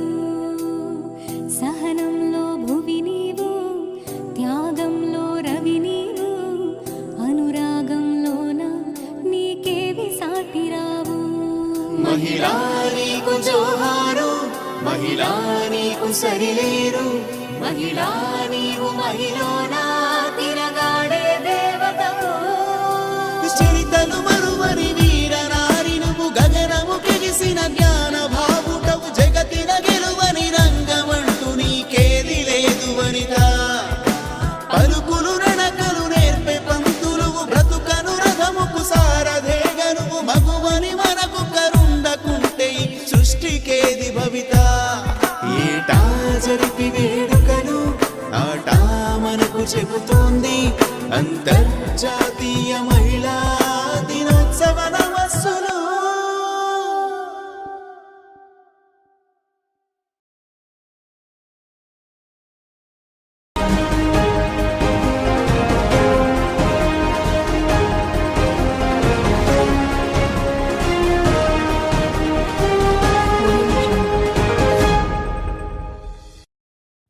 అమ్మై బ్రతుకిస్తావు, ఆలై జతకొస్తావు, కూతురిలా ప్రేమై ఎదనల్లే తీగవు.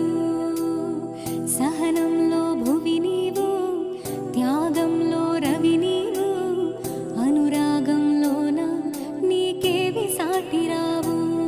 మహిళా నీకు జోహారు, మహిళా నీకు సరిలేరు, మహిళా నీవు మహిళనా తిరగాడే దేవతవు. చరితను మరువని వీర నారి నువ్వు, గగనము కెగిసిన జ్ఞాన భావుటవు, జగతిన గెలువని రంగమంటూ నీకేది లేదు వనిత. పలుకులు నడకలు నేర్పే పంతులువు, బ్రతుకను రథముకు సారథేగనువు, మగువని మనకు కరుండకుంటే సృష్టికేది భవిత. ఏటా జరిపి వేడుకను ఆటా మనకు చెబుతోంది అంతర్జాతీయ మహిళా దినోత్సవ నమస్సులు.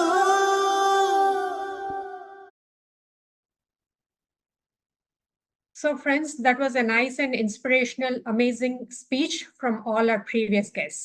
Next, we have another renowned and enthusiastic speaker, Revathi Subramanian Garu, Global Managing Director, Data Science Lead, and AI at Accenture Operations.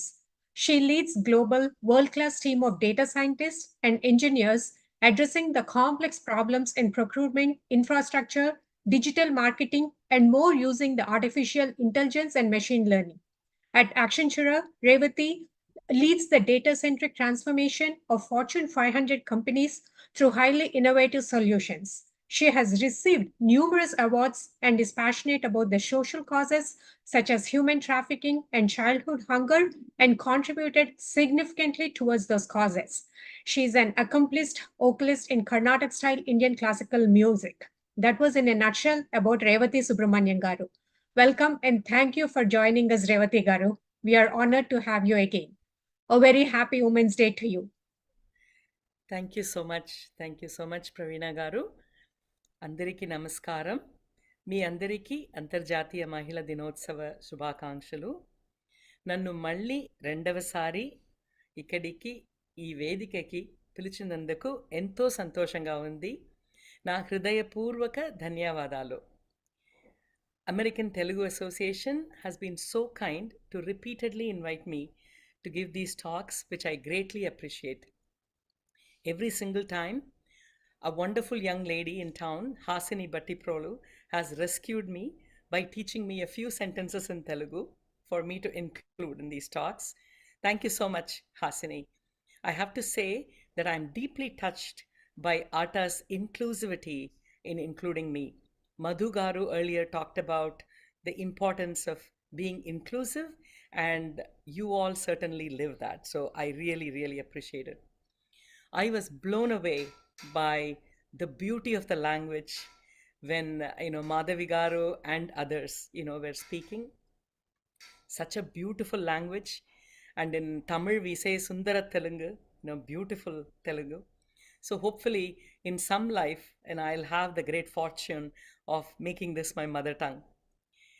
I begin with the Sanskrit shloka, Nari Mata Asti, Nari Kanya Asti, Nari Bhagini Asti, Nari Asya Samajasya Kushala Vastukara Asti. So a woman is a daughter, is a companion, is a sister, and above all, a woman basically builds society. She's the architect of society. A huge salute to all the wonderful, sensitive, compassionate, caring, and maternal women all over the world. When I say maternal, I don't necessarily mean only moms. I think even women who are not mothers can have very significant maternal qualities. We women have toiled a lot to get some of the basic rights that were not guaranteed to us. It is still very much a work in progress, like Madhu Garu was talking about, but we have made a lot of progress. Having come thus far, let's make sure that we preserve those rights and not let any of them be taken away easily. But when we get those rights, there also comes tremendous pressure and stress. And let us not lose the finer aspects of our feminine nature while we participate in a mad rat race in the outside world. And this is something that, we really need to pay attention to. A little bit about me. I was born in Chennai in a very middle-class family. One of the first women on my mother as well as my father's side of the family to go to college. My parents, Srimati Mahalakshmi and Sri Srinivasan, taught me hard work, doing everything completely with a lot of interest and not leaving anything halfway. Also, how to take real interest in and treat people around us well, irrespective of what their status is and where they belong in the social strata. Also, a curiosity and wonder about the world around me. My elder brother, Ramesh, taught me the importance of social justice, empathy, and he also showed me to always think about what I could have done differently in a situation instead of expecting the situation to be different. I ended up in the US because of getting married to Suresh, a wonderful person who taught me how to be grounded and lead a simple and meaningful life, helping as many people around us as possible. My career started as a limited goal to have an additional income, but has gone way beyond anything I expected. I'm the global capability lead for a large branch of AI with a very large tech and consulting firm that has over 700,000 employees. A lot of that rise is due to being in the right place at the right time. Of course, my passion for the work and so on, but I think luck played a major role. We all tend to overestimate our effort and talent when we succeed, but we overestimate the lack of luck or the role of luck when we fail. I do not want to make that mistake. I owe a lot of whatever little I have achieved in life to these folks and the countless others I have met and learned from after, the deep impact of the four people that I talked about. In my journey, I would say that I have very successfully shut out jealousy and competition. I never felt much of it because of the way I was brought up. But I always measured myself based on whether I'm doing better today compared to yesterday. I'm a strong believer that life is a golf game and not a football game. We just need to get better every single day. You're competing with yourself. And when you want to keep on improving, you also need to keep on learning, which keeps life very fresh and interesting. So, there are 6 levels of living that we have to traverse up in order to truly achieve equanimity and happiness in life. And I feel that these 6 levels were much better balanced when women only had to do work inside the house. And when we go out to the world, and I think our intelligence, our capabilities are very much required in the outside world, don't get me wrong. But we also have to somehow do the balancing act of not losing sight of the finer things that we contributed to society. And I want to touch upon that today. The first level is just simply staying alive, right? So about 60 million people die in a year across the globe, and that is about close to 165,000 per day. Isn't it wonderful that we are all alive? I don't know how often we think about that. So just being able to wake up and feel that we are alive, I think is a huge blessing. We tend to get caught up in so much of the minutiae that govern us that we don't enjoy these aspects of life. Having a connection with family. Again, women played a very significant role. When I say family, I don't mean just immediate family. Immediate family goes without saying, but the extended set of friends that we played a significant role, in making their lives happy and content. And having that connection, continuing that connection, I would say that women play a much more significant role, and let's not lose sight of it, as we get into our careers and so on. The next level, the third layer, is enjoying the finer things in life, whether it is music or the arts or even admiring, a little dewdrop on a flower. Let's make time, to do that. And the next level, the fourth level, is really start living for others, right? I heard this wonderful story about a very successful businessman who had pretty much done everything he could for his entire family and extended set of relatives. And he was pretty close to calling it a day with respect to his business. It was feeling extremely empty and went to a therapist. And the therapist asked him, "Hey, have you done anything for someone that you don't even know? That you have never seen, never heard of, never had any connection? Have you done something?" That got him thinking, and the story ends that he really felt that his life's goal was fulfilled and he was much happier, when he did that. And so when we stop living just for us and start living for others, I think we truly start to elevate ourselves and experience true happiness. The next level, the fifth level, is having a connection with your creator, staying with nature. So when I mean creator, I'm not necessarily saying that becoming religious, but just acknowledging that there is a much bigger force in this world that is making all of us move and do what we do. When we recognize that, we truly understand how little we are in this universe, and that brings about a certain humility that becomes a great driving value in our lives. And then doing all of this with a lot of gusto and gratitude, making every day count. So I'm constantly striving to do this better, every single day. And in this journey, which is a very personal journey, a few years ago, I thought of, the different principles that I need to elevate myself on in order to do that, a lot better. And I thought I would share these principles with you and give a shout out to various inspiring women, some of whom I know, some of whom I do not know and have just heard of, and how they exemplify these qualities.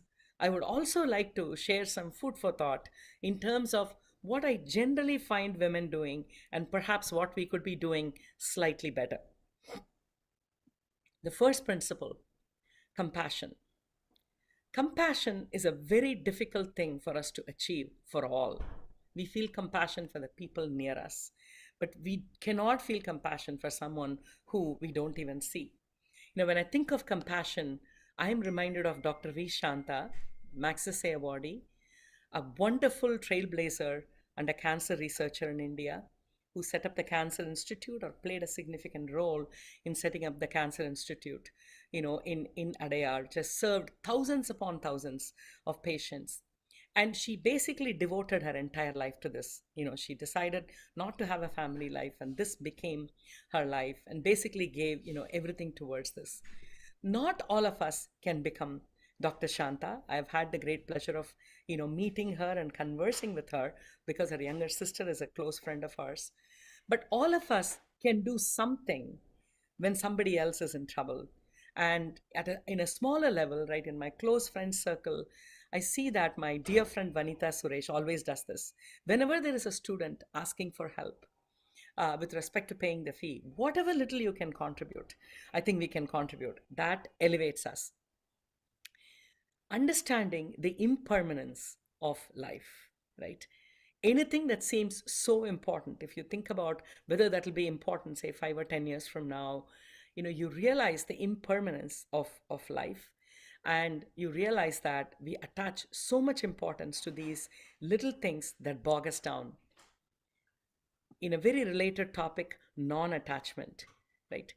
What is our strength can also become our weakness. We are very attached to our children when they're growing up, but that attachment, when done overly, can also become a problem as they become adults. We should allow them, or unleash them on the world, and allow them to grow and live the way they want to. Right speech, satyam vada, priyam vada, hitam vada. This is something I'm really working on. Always making sure that you speak just the right amount and nothing more, nothing less. Patience. Patience with people who may not be at your level of understanding. Patience with the situation. How many times do we get frustrated over little things that don't happen? For example, if the electricity goes off in the Indian context, there is no need to get frustrated. It is just a normal way of life. In that time, if we can figure out other things to do and be patient, I think our equanimity, will be maintained. Gratitude. Gratitude for every single thing. I have really worked to develop this, but I was really astonished by an idea that I went to a pranic healer a couple of weeks ago for a couple of pains and aches I have, that I thought, might use some help. And at the end of the session, which was really wonderful, she asked me a question. You have ankle pain and you have low back pain. Have you ever thanked these parts for all the work they have done your entire life? It was like a light bulb went off, right? I mean, I never think of thanking my own body parts. It might sound a little weird, but I think that gratitude permeates through our body and certainly, heals our entire body.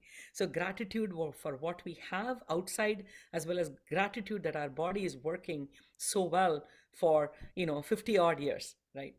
Or whatever the number of years are. Self-reflection. Do we do this often enough? How often do we overestimate ourselves? How often are we willing to say we are wrong? Rumi is a great Urdu poet that I really enjoy reading. And translating one of his short poetry, he says, when you make up reasons why you failed, how come you never doubt the reasons? Right? We're always so sure of the reasons we come up with. Humility. This can also be an area that we really need to keep under check. We feel proud about so many things. This whole self-worth thing is very good, but it should not become pride, right? And I would also say that when I sit and think through some of the things I'm very proud about, it feels quite silly because a lot of these you're born with or was given to you by somebody else. And you really had not a lot of choice or contribution, in that matter. So we are born with more things than our ego would like us to admit. And once I came to this, I think humility kind of comes naturally.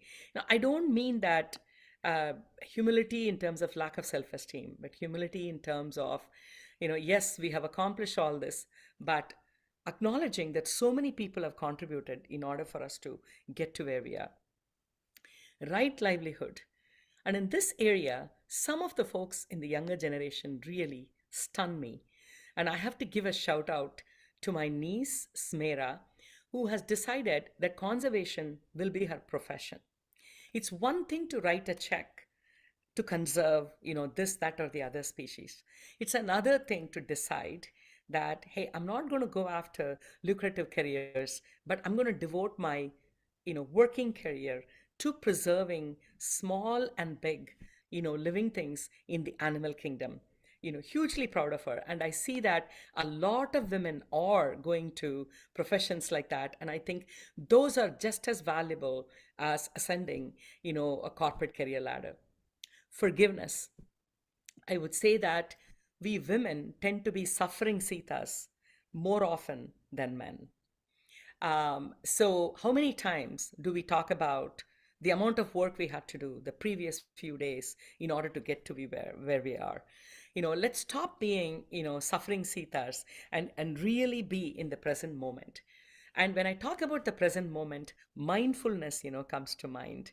And I do have to, give a shout out to my mother-in-law and other folks in our generation who gained so much solace and happiness through doing the daily mundane things like arranging flowers, in your altar, or even, getting spices out to do tadka, right? They did it with so much more devotion and mindfulness than perhaps we will, because of all the number of things that pull us in multiple different directions. And I think getting that mindfulness while we are working and doing all these other things, would be a very good thing to do.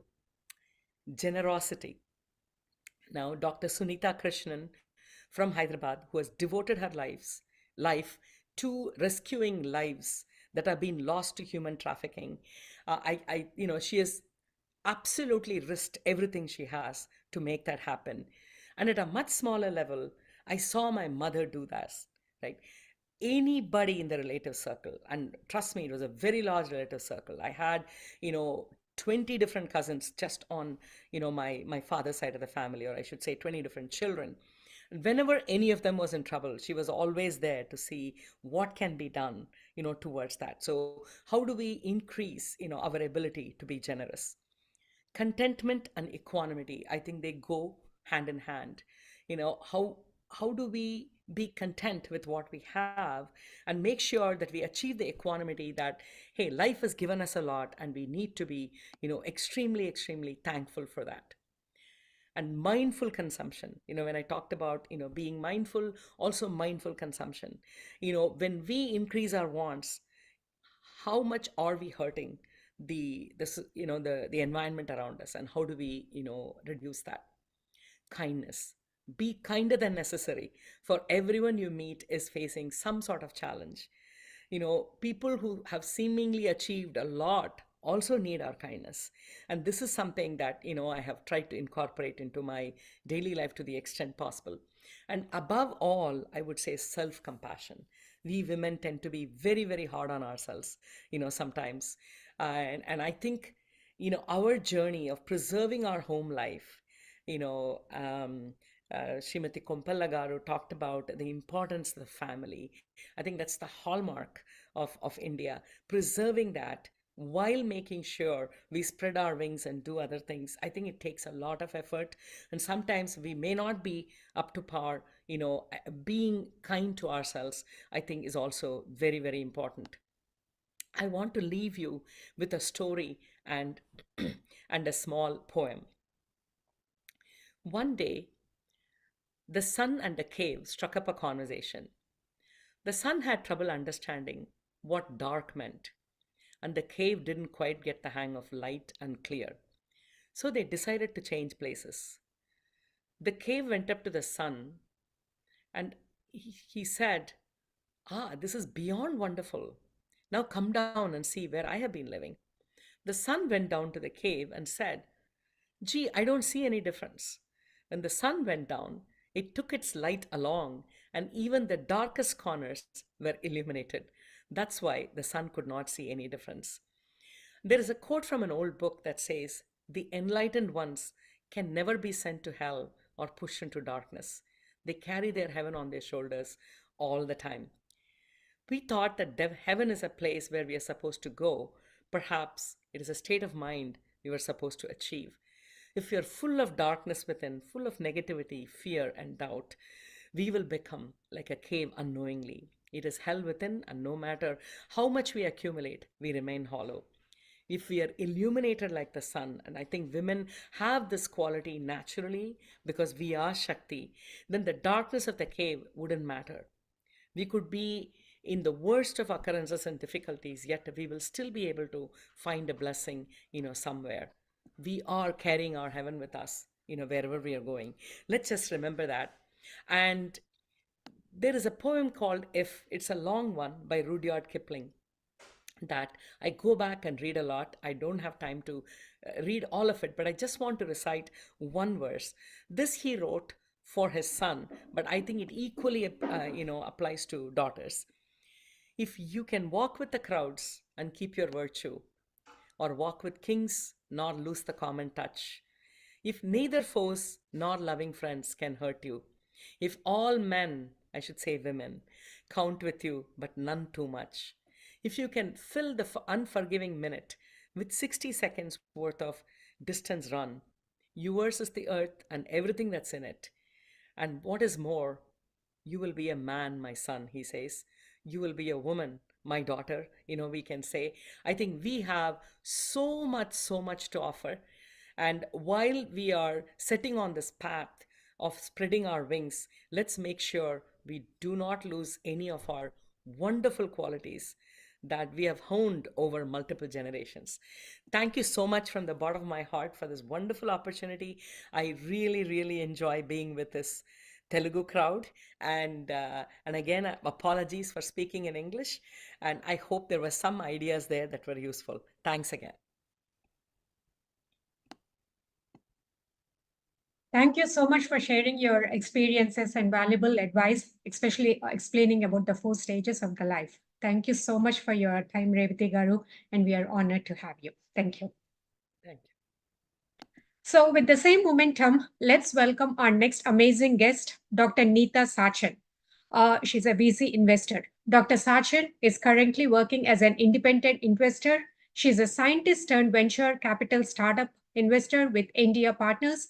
She has worked both at the corporates like the Medtronic and Scientum, and also startups like Map Myogen. She has an MBA from Indian School of Business, PhD from University of Kentucky, and MS from IIT Roorkee. Welcome and thank you so much for joining us, Dr. Sain. We are honored to have you here. A very happy Women's Day to you. Thank you so much. And I will also speak in English, although I am from Hyderabad. Nenu kuda Hyderabad lo puttanu, pedda kuda ikkade ayanu, but my accent is a little bit accented, so I would prefer to speak in English. Really appreciate to ATA, to American Telugu Association for inviting me to this wonderful association. And also to my friend Pawan, who nominated me to speak on this panel. And happy Women's Day to all the amazing women out there, also all the panelists. We heard Revathi, really inspiring talk. A lot of the points that I wanted to cover, you've covered, very inspiring. And I would also sort of begin with my journey, how I became from a scientist to an investor. My father was a scientist. He moved to Hyderabad right around the time I was going to be born. And so I had the privilege of being born in Hyderabad and being raised here by a scientist father. So my dad is a scientist, and I guess the apple doesn't go very far from where, I grew up with all the folks that all my neighbors, everyone was a scientist. And so I was exposed to science very early on. It also helped me I think one of the biggest credits that I would give to my parents, who came from actually a village, interior part of UP, Uttar Pradesh, to Hyderabad, was that they were also exposed to the education in this city back in the 70s. And so we did not, I also have a brother. We were raised as, same people. We were not treated any differently.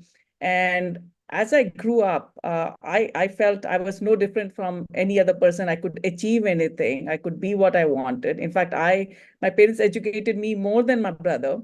So I would give all credit to my parents for what I am today. In fact, my brother ended up doing a lot of household chores. So I'm digressing here because I also want to give this sort of I think this is how I'm raising my two girls as well. I have got two daughters. I would not treat them any different than I would treat any other boy. Although I think we do have a lot of inherent biases. Revathi probably covered a few of them, but I would also like to give a sort of shout out to all our friends, colleagues, everyone, especially women, that it all comes from home, how we raise our kids. I think the sky is the limit. Of course, growing up, we had a little bit of different treatment. I think I grew up growing up as another person rather than a woman or a man.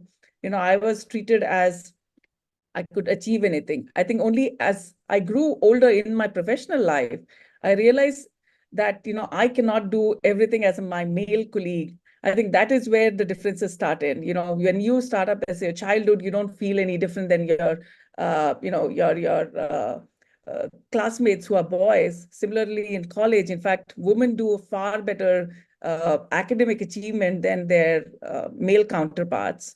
And as we go professionally, I think slowly we realize there are things which hold back. And reason I'm saying this is that things like childbirth, that holds you back a couple of years. When you're in college, I had both my kids in, my first child was born while I was doing my PhD in US. And then, all of you who are in US realize what a challenge it is to raise kids there. You have to juggle it all. You have to be this Wonder Woman who has to achieve it all. And I think Revathi also pointed out that, I think sometimes it's good to let it go.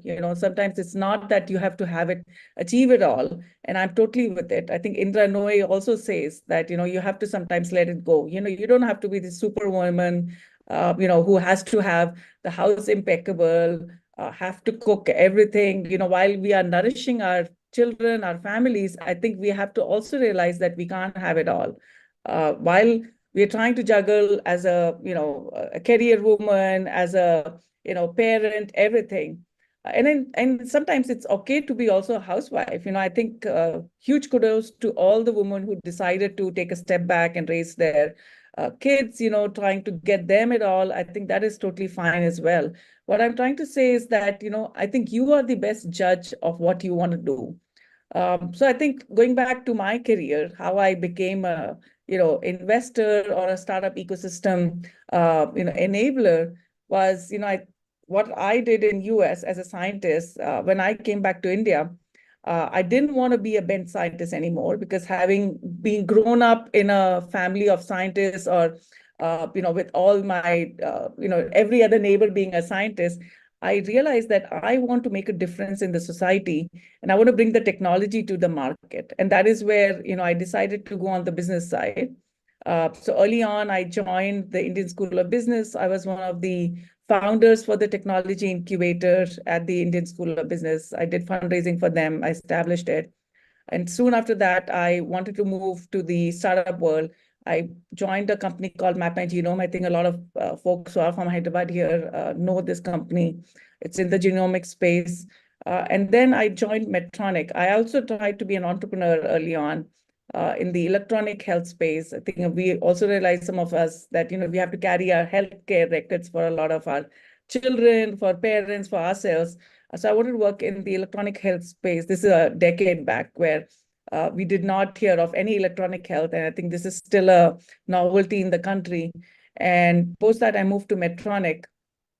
And then I moved to a company called Scient, where I was the head of the strategy for the medical device business, as well as the product development head. And I also drove the investments. Now, this is where I got an opportunity to work with one of the venture capital funds in the country called India Partners. This invests in the deep technology, deep tech in healthcare. So I joined them. And, I think normally if I see my journey from what I, as a scientist to investor, I wouldn't have probably, it would have been a far, longer journey in US. And I would also bring in a caveat here. I think some of the hurdles that we have with the visa issues in US, I could actually jumpstart that career in the country, which I probably wouldn't have had that opportunity that fast enough in US. My journey back in India was much faster, and I got a lot of chances to take risks. This is another thing that I would like to highlight, women to, go ahead and take risks, go up ahead against the tide. What I also did, and I didn't, mention, was that I decided to do an MBA in my mid-40s. A lot of my colleagues as well as friends, they questioned me, Nita, you already have a PhD. Why are you going for a MBA?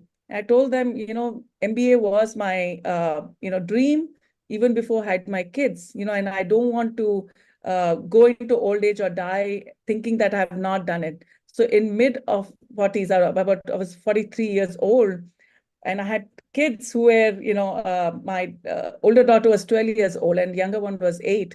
And these were like very, very demanding kids in terms of, not demanding in terms of attention, but both of my kids were super athletes. They've represented the states, like multi-juggler, I would say, sort of like me. And I'm not saying that this is for everyone, but I think you're also setting up example for your own girls or boys, as well as people around you. What you do, people are not just watching, you're sort of following your, what you're doing. And when they see you can juggle it all, they can do it as well. And of course,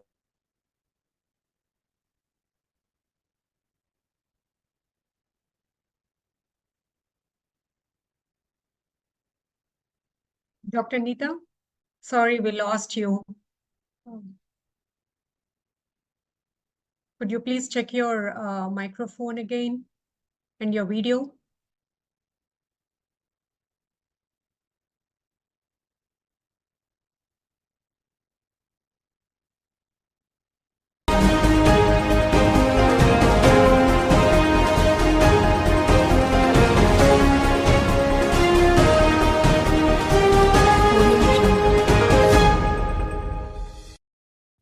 అమ్మై బ్రతుకిస్తావు ఆలై జతకొస్తావు కూతురిలా ప్రేమై ఎదనల్లే తీగవు సహనంలో భువి నీవు త్యాగంలో రవి నీవు అనురాగంలోన నీకేవి సాటిరావు మహిళా నీకు జోహారు మహిళా నీకు సరిలేరు మహిళా నీవు మహిళనా తిరగాడే దేవతవు చరితలు మరువని వీర నారి నువ్వు గగనము కెలిసిన జ్ఞాన భావుటవు జగతిన గెలువని రంగమంటూ నీకేది లేదు వనిత పలుకులు నడకలు నేర్పే పంతులువు బ్రతుకను రథముకు సారథేగనువు మగువని మనకు కరుండకుంటే ఈ సృష్టికేది భవిత ఏటా జరిపి వేడుకను ఆటా మనకు చెబుతోంది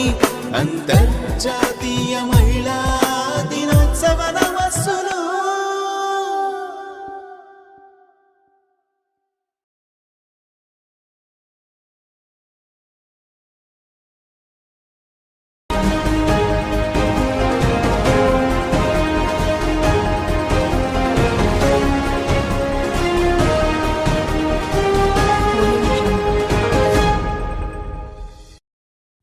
అమ్మై బ్రతుకిస్తావు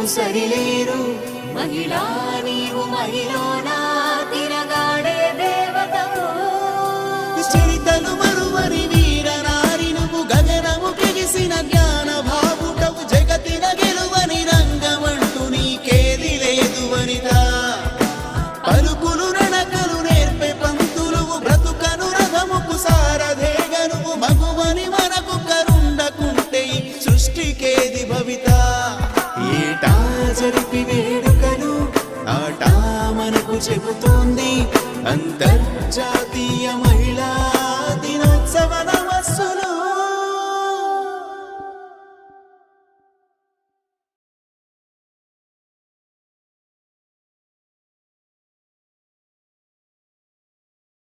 Apologize for my bad connection. The internet just conked off over here. Running Oh, by no my worries. hotspot. I'm not sure Just a what second. point I left. Yeah. Just a second, Dr. Zachin. I think, yeah, we are trying to get you on air.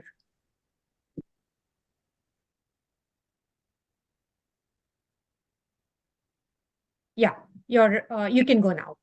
Yeah, I'm not sure what point I dropped off, but I was trying to mention that, I juggle between in my mid-40s, I decided to pursue my MBA along with my full-time job.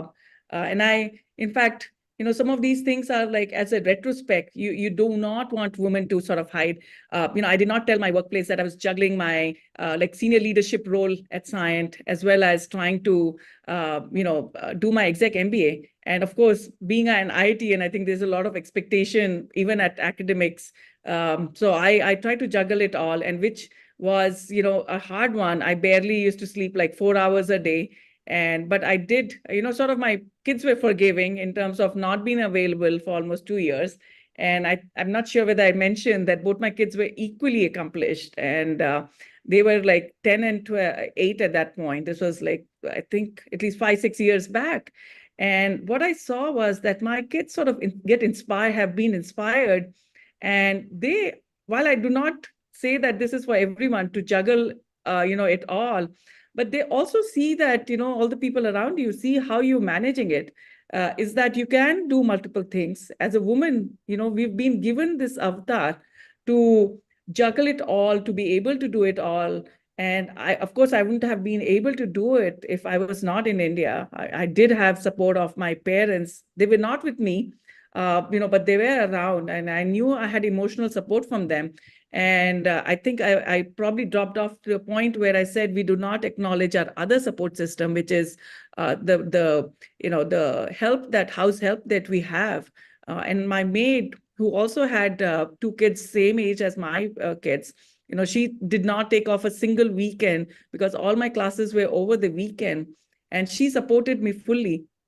So I highly acknowledge till date, that I wouldn't have been able to juggle it with so many things going on. And, I am, what I am because of all the support that I have from my parents, for my kids, my husband, the house help, trying to do it all is not that, in fact, I say that, if you take a step back and decide to be a house, wife as well, I think that's an amazing thing that one can do with your kids, your provider for your kids, your parents. I think at certain point of your life, you do have to take a step back and sort of, also be around for your parents. And I'm totally in awe of such people who are able to do that, to give it up for some of their, extended family. And, I think we have to also be kind to ourselves while we are juggling it all. We are trying to be this superwoman. And I do not think that we need to be this superwoman. Sometimes you can actually be, Revathi also did highlight this, that you have to be also kind to yourself. You have to be, while modest and honest to yourself, right? Like, I think there's only so many years you've got in this planet Earth.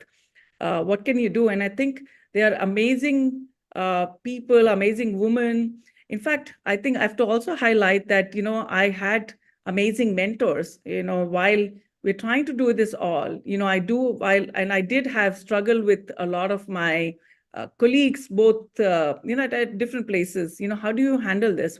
Culturally also, India is very different from the way US is.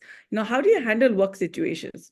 And I would suggest a lot of people who are out there to get mentors early on. While men have mentors, I mean, I think unknowingly or knowingly, they sort of make this network of mentors who, the first job that comes out, they get a call from their friends who is a male colleague that, hey, I thought of you. Can you get you might want to apply. Women do not have that. And early on, and this is what I'm teaching my kids, I don't know how many kids are or adults, early career women are on this panel. I would highly, highly suggest you to get mentors who are, at least two rungs up above what your aspiration is, to go ask them, reach out through LinkedIn, reach out within your workforce, or just cold call from your college as well, your alumni from college. Reach out to them, and then especially this is true for very early stage career oriented college going kids, or early in the career, to find mentors who are both male and female. And I would say male especially, because they become your champions. They become your champions both, and then I think we do see a lot of men would sort of diss you from that they would. I mean, I think this both male and female. I'm trying to be very honest here, a very honest opinion in terms of how do you grow in your career? You do need early on your male mentors, which will then become male and female. I apologize for my biases, but female are also there, but there are fewer females now. But I think having them champion you within the workforce is super important, within the same workforce or across. Today's your male colleagues or female colleagues will move on to other organizations, and they would also pull you up along with them. So be around and be connected with all of them. And I would also say that take breaks with your girlfriends. And I've done that occasionally, in fact, yearly, back in India, that I do take breaks. I think that keeps your sanity. You need to get away from your family. While we are very, very family oriented, but you occasionally need to go back. And I think as we grow older, we realize we have this circle of girlfriends. And this could be anyone, it could be your neighbors, it could be, my circle of girlfriends are, my college friends back from 30 years back. We connect, we talk everything. I think there's nothing, they've seen the good, bad, ugly of you. And I think I would just leave it at this thought that enjoy, be yourself, be true to yourself. And, I think this is a marathon, not a, sprint where, you just need to keep improving upon yourself and just be kind to yourself. And I think you are the central part, you're the central heroine of your life, right? Like while your kids would leave, they would lead their own lives, and then you need to let them fly, just like we have flown ourselves, and our parents let us go. We all, are there for each other, but also, just be empathetic to yourself as well. Be kind to yourself, love yourself. And that's about it. I think I've learned this very late in my life, where, I think I think everyone else has been central, but we sort of ignore ourselves, and especially the health.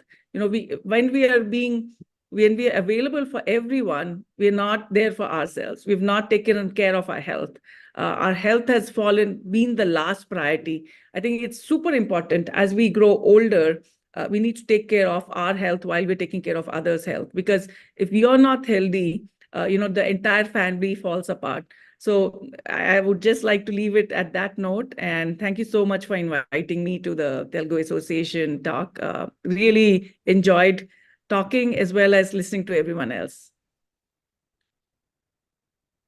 Thank you so much, Dr. Sachin, for your time and sharing your experiences here, and also talking about your early career tips, risks in your life, which means, I think, embracing possibilities. Again, we are so thankful to you and glad we could have you in our show. Thank you so much.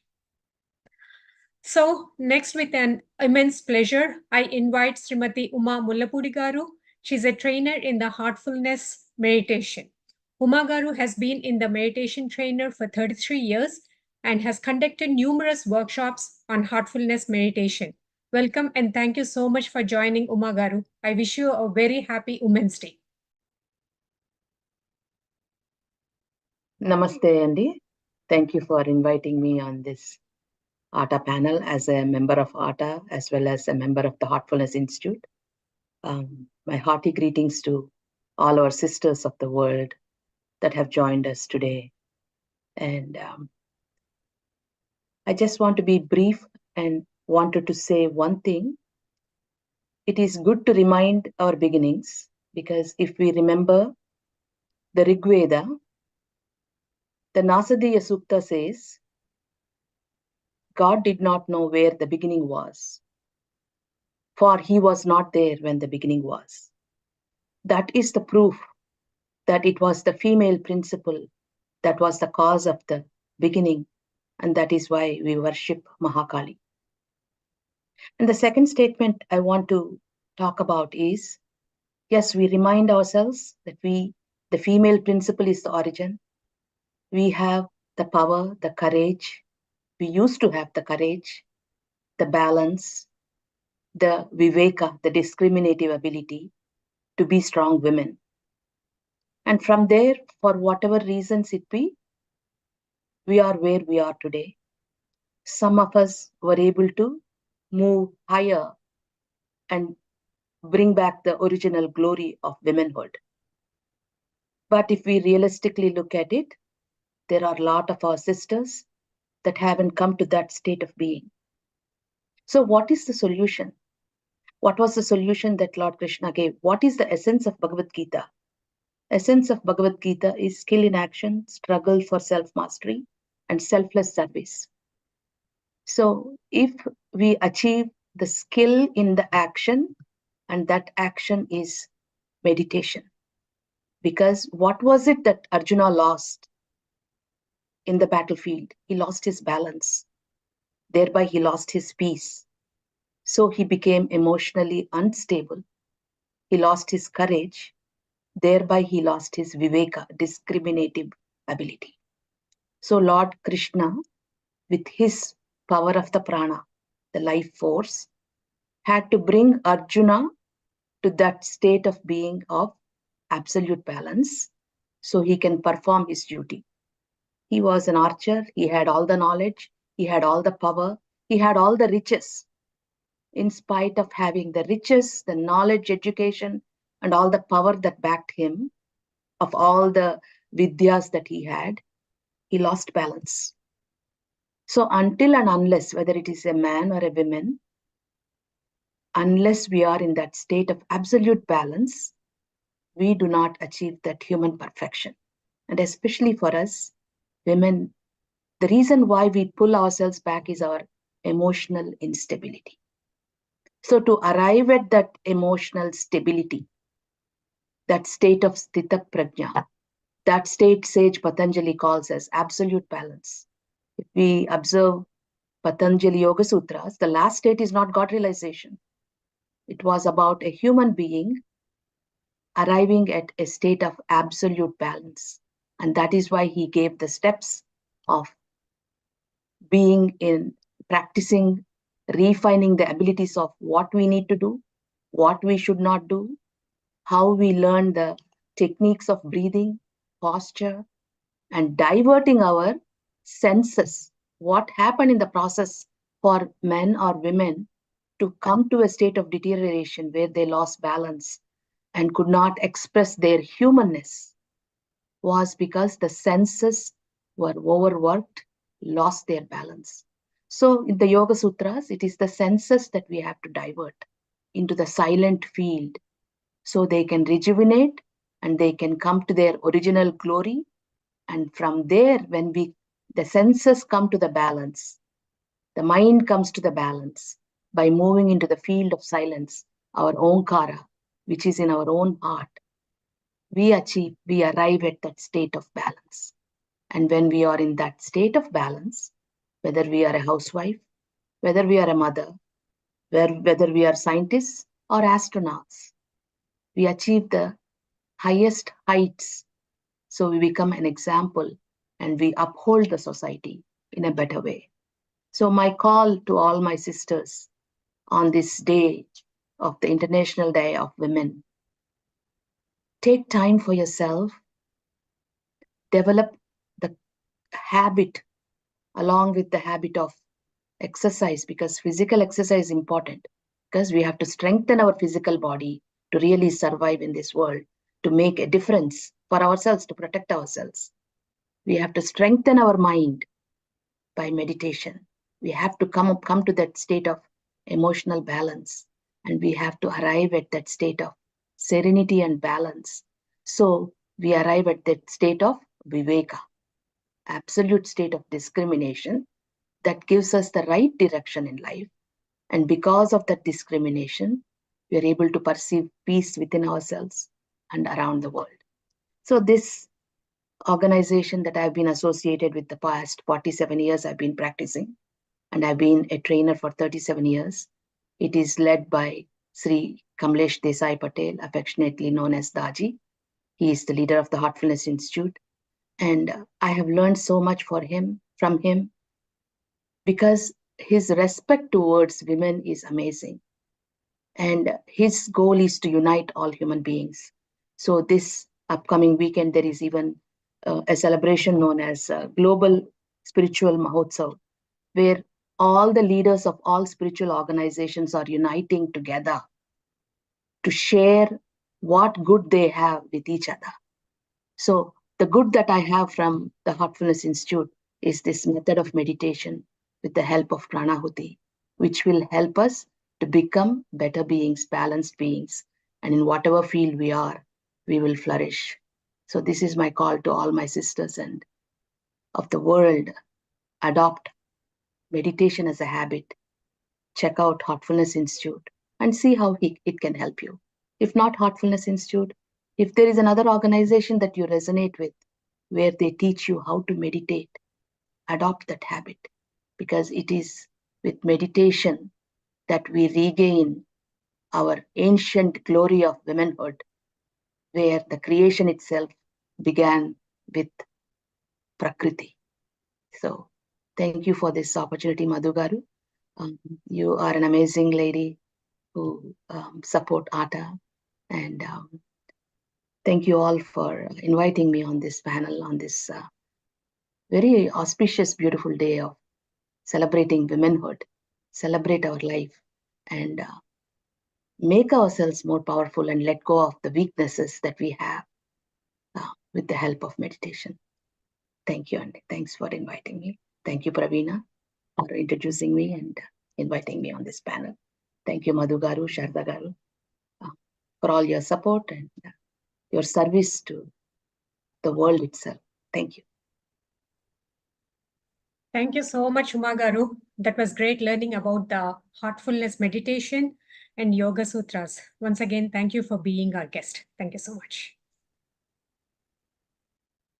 Next, I'm delighted to welcome our next special guest, America's youngest amateur golfer, Ms. Megha Gunny. Ms. Gunny, she is the youngest golfer qualified for the US Open in June of 2021. Throughout her career, she won many LPGA major championships. Since the age of 12, she has been competing in the golf tournaments. Thank you so much for joining, Megha. We are honored to have you, and a very happy Women's Day to you. Hi, can you hear me? Yes, yeah, we are able to hear you. Okay. Thank you so much for having me on today. It's been so wonderful to hear from the rest of the speakers, and having such a wide variety of voices is so unique on this panel. So thank you all for taking the time to be here today. This is really special. So a little bit about myself. My mom is from Hyderabad and my dad is from Bangalore. And I like to call myself fluent in Telugu, but I think they would challenge that. So I'm going to stick to English today. I was born and raised in New Jersey, and I think I like to think of myself as more than a golfer, but I think that's the main reason I'm here today. So I'll start with that. I picked up the game when I was very young, and I met so many friends, and my dad introduced me to golf, and I just didn't want to stop playing. And I played it with simultaneously with a lot of other sports, but by the time I was 12 or 13, I started playing national tournaments, and it became my main sport. And at 15, competed in my first U.S. Open. At 16, committed to Stanford University. And 17 and 18, I had competed on a few national teams and was lucky enough to represent the United States on an international level. So that was really cool. And I'm now a sophomore on the Stanford women's golf team, and I'm undeclared, but will likely be majoring in a major called Science, Technology, and Society with a concentration in data science. And golf has become really intertwined with my life. And after I graduate, I plan to play professionally. So it's become a large part of my life and taught me a lot about myself and being a well-rounded person, woman, and everything to do with that. So hopefully I can share a few lessons that maybe some young girls can resonate with today. I think when I was 12 or 13, I made a vow to myself that I would never lose enjoyment for the game. And I think that's really been key in allowing me to achieve all my goals. And my biggest goals have always been, how do I maintain longevity, excellence, enjoyment, and always have high energy when playing the sport? And I think that's what you have to do if you want to make something a career and be successful in it. And so how do I do that with putting 20 to 30 hours into something every week of the year and traveling all the time is the golden question. And I still haven't perfected how I balance all the things I want to do, but I have had some experience and maybe some advice I found really helpful. So first I want to talk about my parents, mostly my mom, because it's International Women's Day. And I think she's who I credit most of my success to. And playing competitively and traveling with them and having to have such a strong relationship with them forced us to have a really good relationship. And I think closer than a lot of people I know. And although they grew up in India and I grew up here, there's some things that we don't understand or often agree on, but it's so cool to have a great relationship with them. And I think that's key for any young girl trying to strive and whatever it is you choose to do. Your parents can be your biggest assets.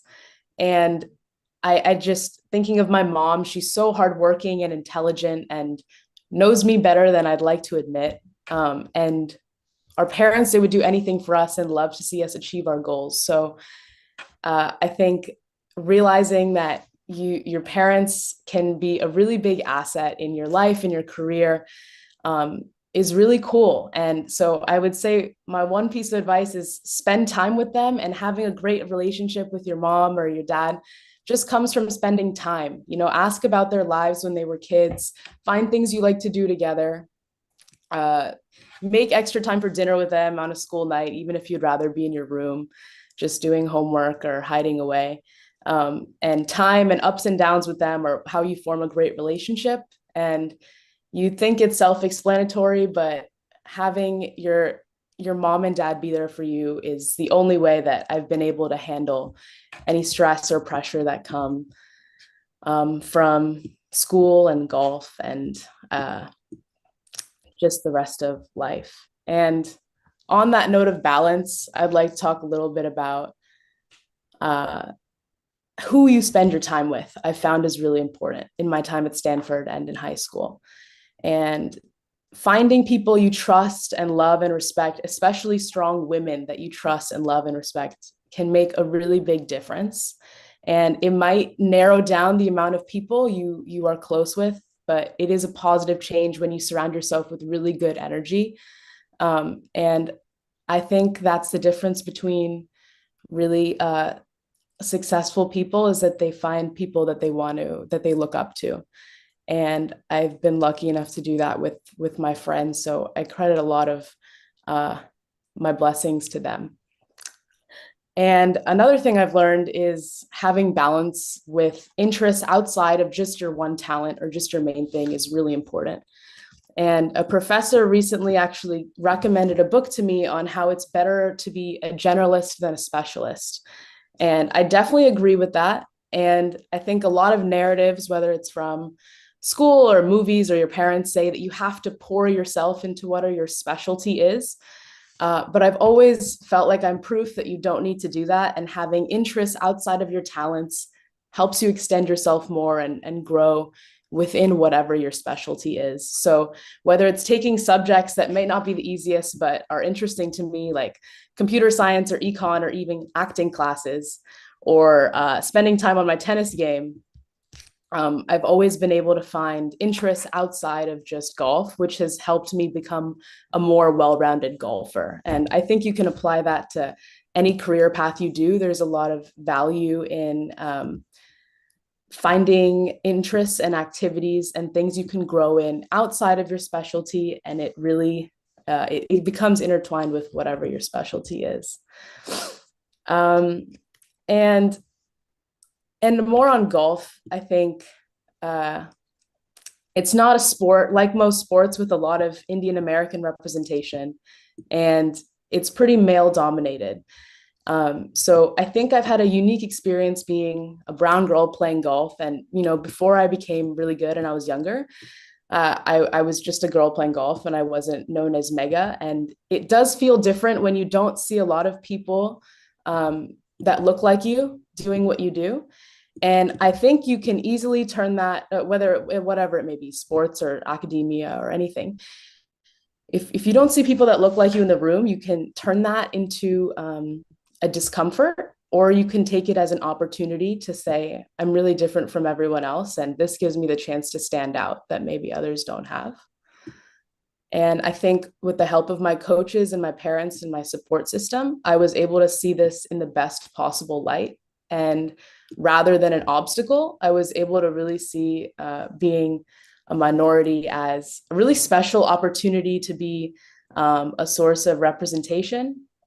And people will take you seriously based on your skill set and how you carry yourself, more than what you look like or who you are. Your hard work and how you carry yourself will speak for itself. And if you can go into any room being the best prepared, most practiced, that discomfort will disappear.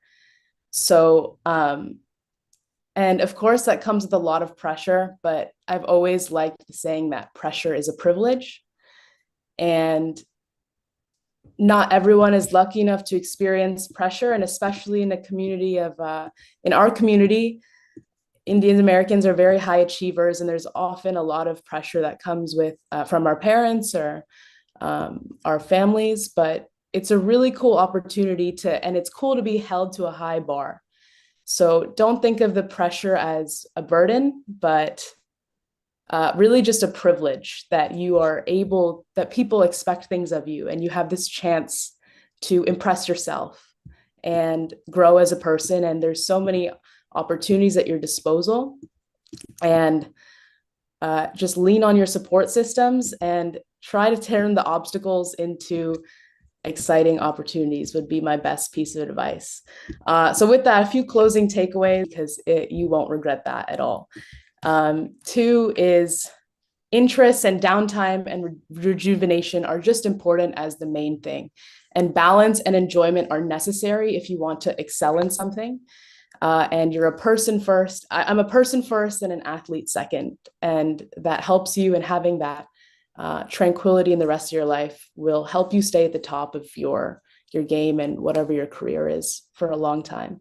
And lastly, lean on people. I think female empowerment is often misconstrued as having to be really independent, but that's impossible. And to me, female empowerment means having the strength to rely on others, find women to look up to, take after their best traits, because there's some pretty amazing women around you, and we've heard from some of them today, and you're much stronger together than alone. So that would be my message on International Women's Day. Thank you so much for having me, and I hope there were a few helpful things that I said, and it was an honor to be here today. Thank you. Thank you so much, Ms. Gane. It was great listening to you. And thank you so much for this encouraging, inspiring words to the young girls. Congratulations for being our ATA awardee in 2022. All the best for your future tournaments. We're so proud of you and your parents. Thank you so much for being our guest. So, It was awesome to hear all the amazing experiences and inspiring words from our previous guest. With the same momentum, please welcome our next guest, Madhurima Boyapati Paturi, founding partner of the Paturi Law. Currently, Mrs. Paturi is a member of Washington State Bar, American Immigration Lawyers Association, and is the legal chair for the American Telugu Association, to share a few words on the occasion of the International Women's Day and what does inclusion mean to you. Please welcome Ms. Madhurima Boyapati Paturi garu. Thank you, Pravina. You guys can hear me? Yes, yeah. Okay. Well, thank you to the ATA for continuously doing and celebrating the International Women's Day. And it's my pleasure to be part of the ATA and also to be part of this occasional day today. And first of all, thank you to our President Madhu Bommineni for always trying to help other women to uplift and also try to keep the momentum going that we need to be stronger together. So being said that this year, the UN theme for the Women's History Month is to celebrate the women who are advocating for the equity, diversity, and also inclusion.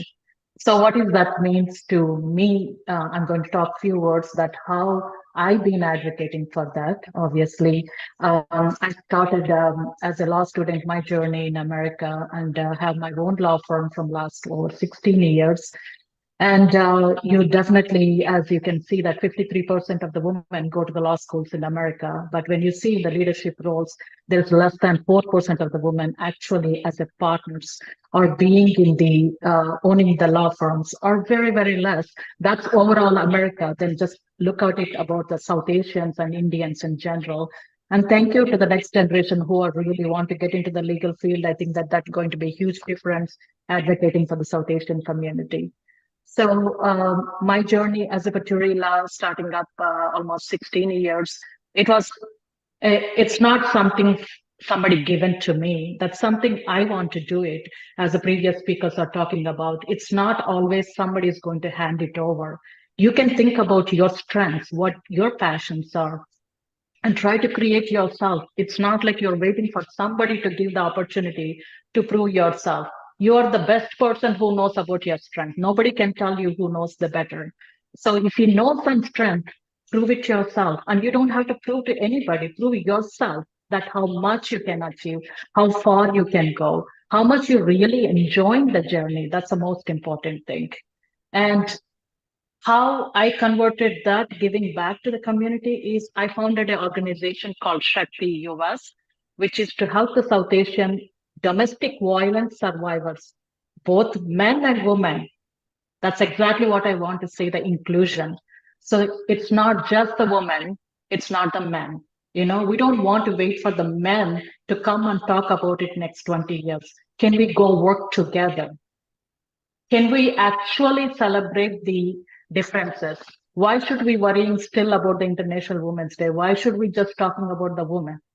Why are we waiting only? Constantly we are complaining that woman is not uplifting other women. Why can't the men uplift the women? Why can't the women uplift the men, right?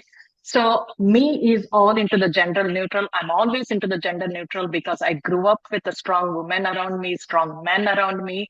I'm not who I am today without all of them. I don't think gender is a really obstacle. I think that gender should be something we can accept the differences and see that who has a strength.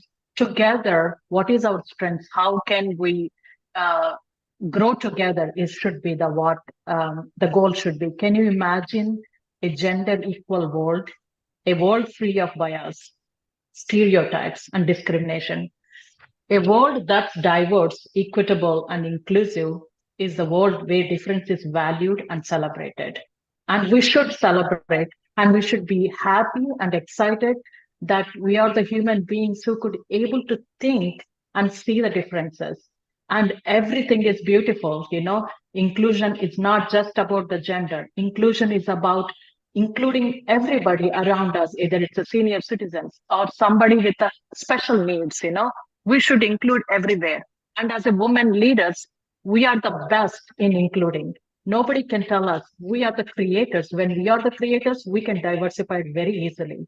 Look around you and say that most of the time, I tell this all the time, when I was invited as speaker for a lot of the seminars, I'll make sure that there is also men around me. It's not just always the woman, let's work together. Gender neutral is what it is, Again, it's equity. Equity is something a lot of speakers spoke earlier today, mentoring each other, trying to uplift each other. It doesn't matter what it is. Yes, the world needs other women leaders to uplift, but we can also seek some leadership skills from others. We can grow together. That's what it is all about. And Shakti started 5 years ago, and to help with the gender violence. Who are the survivors of the domestic violence? The reason we're still talking about the domestic violence is still there is a lot of control power. This is all still because we are talking about the gender, who has the more power, right? So we should start thinking about it, how we can work together. That domestic violence could be intimate partner relationship. It doesn't have to be only through the marriage. The control doesn't only happen through the marriage. It could happen during the dating. It could happen when living together.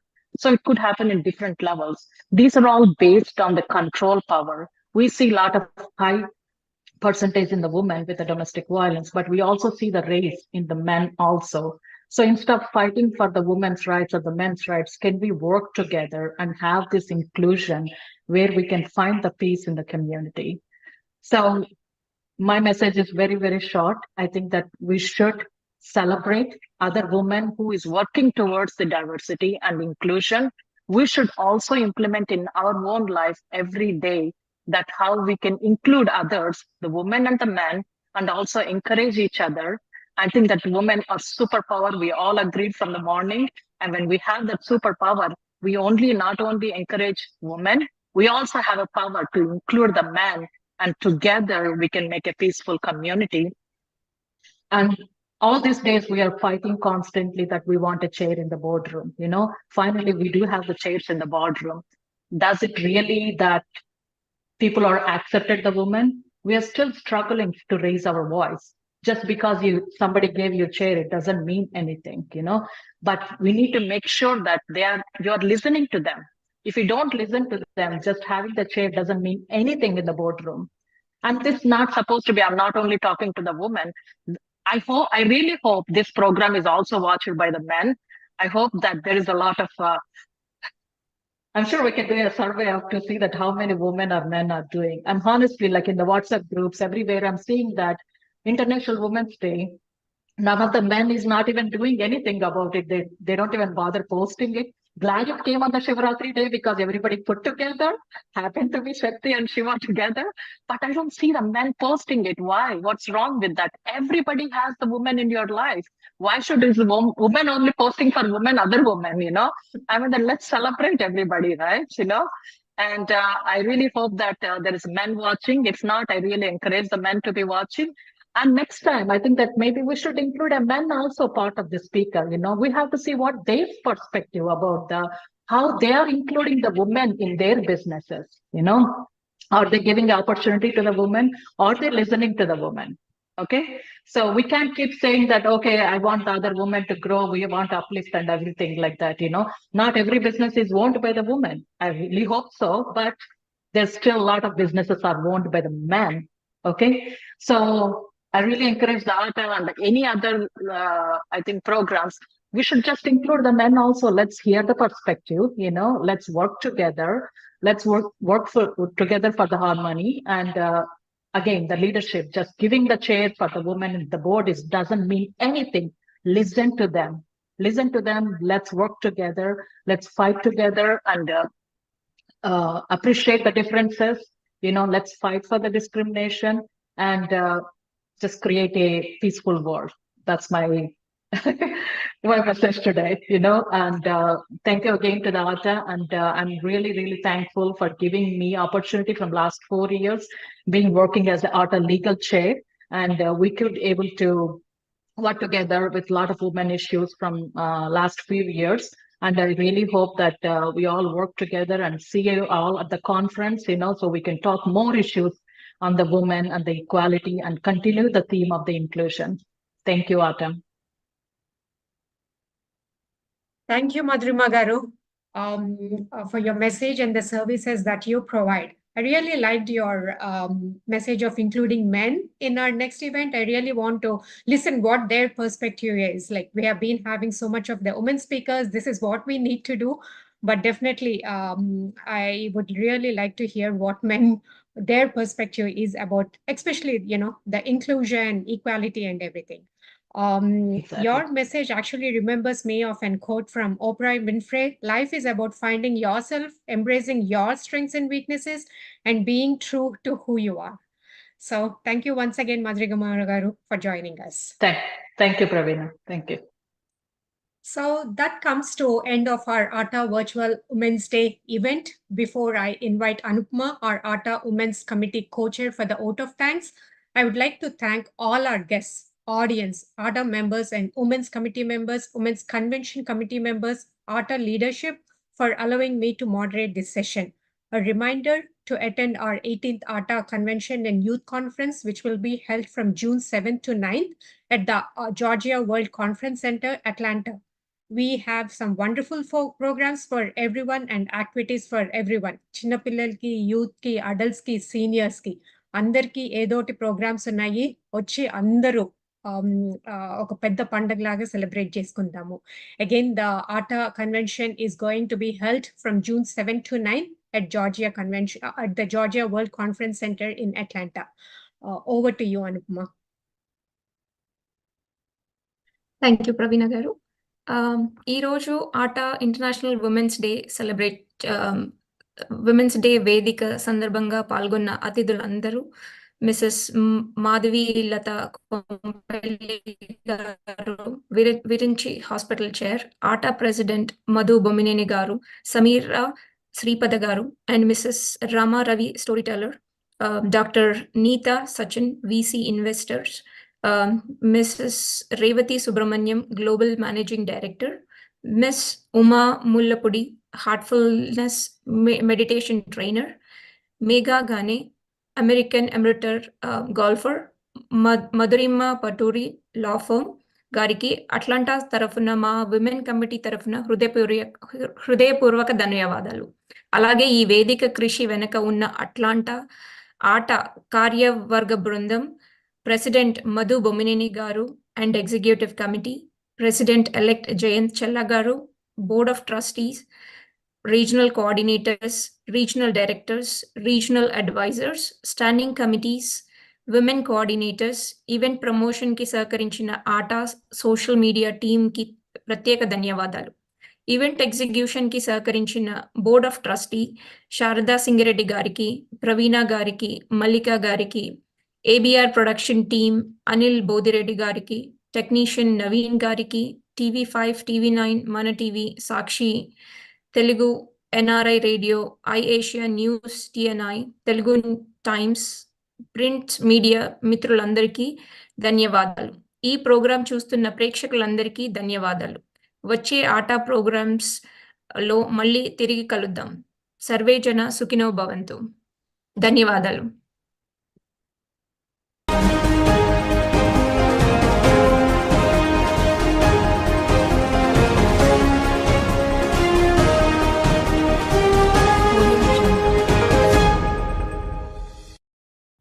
అమ్మై బ్రతుకిస్తావు, ఆలై జతకొస్తావు, కూతురిలా ప్రేమై ఎదనల్లే తీగవు, సహనంలో భువి నీవు, త్యాగంలో రవి నీవు, అనురాగంలోన నీకేవి సాటిరావు.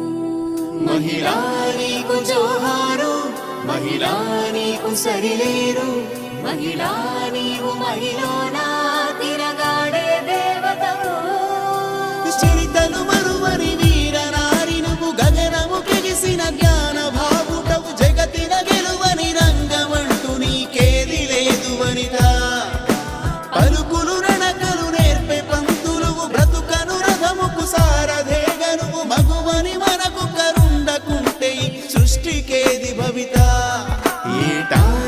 Happy వేడుకలు ఆట మనకు చెబుతోంది అంతర్జాతీయ మహిళా దినోత్సవ నమస్సులు.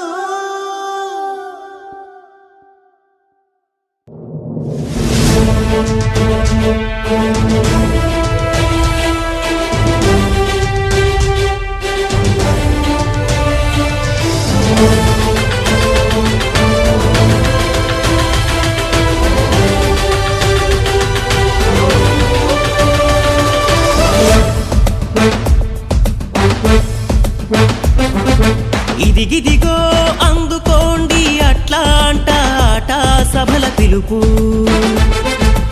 ఇదిగిదిగో అందుకోండి అట్లాంటా ఆట సభల పిలుపు. తెలుగు వారిని కలుసుకోగా అట్లాంటా అభిమానాన్ని పంచుకోగా. ఇదిగిదిగో అందుకోండి అట్లాంటా ఆట సభల పిలుపు. ఆహా ఆట తెలుగు జాతి బలము ఆట.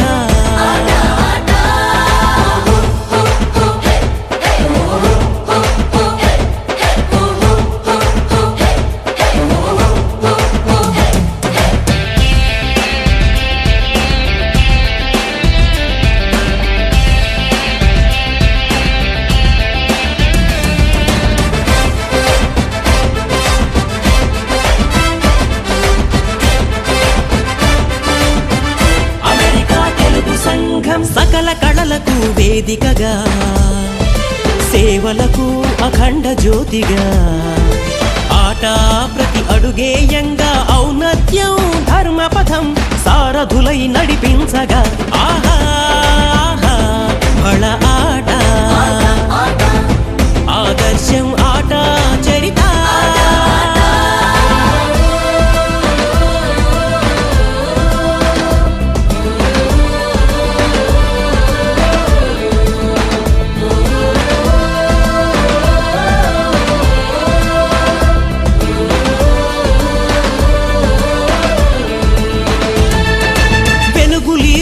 తెలుగు జాతి ప్రకాశాన్ని వెదజల్లగా యువతరాల ఉన్నతికై ప్రోత్సాహం అందించగా.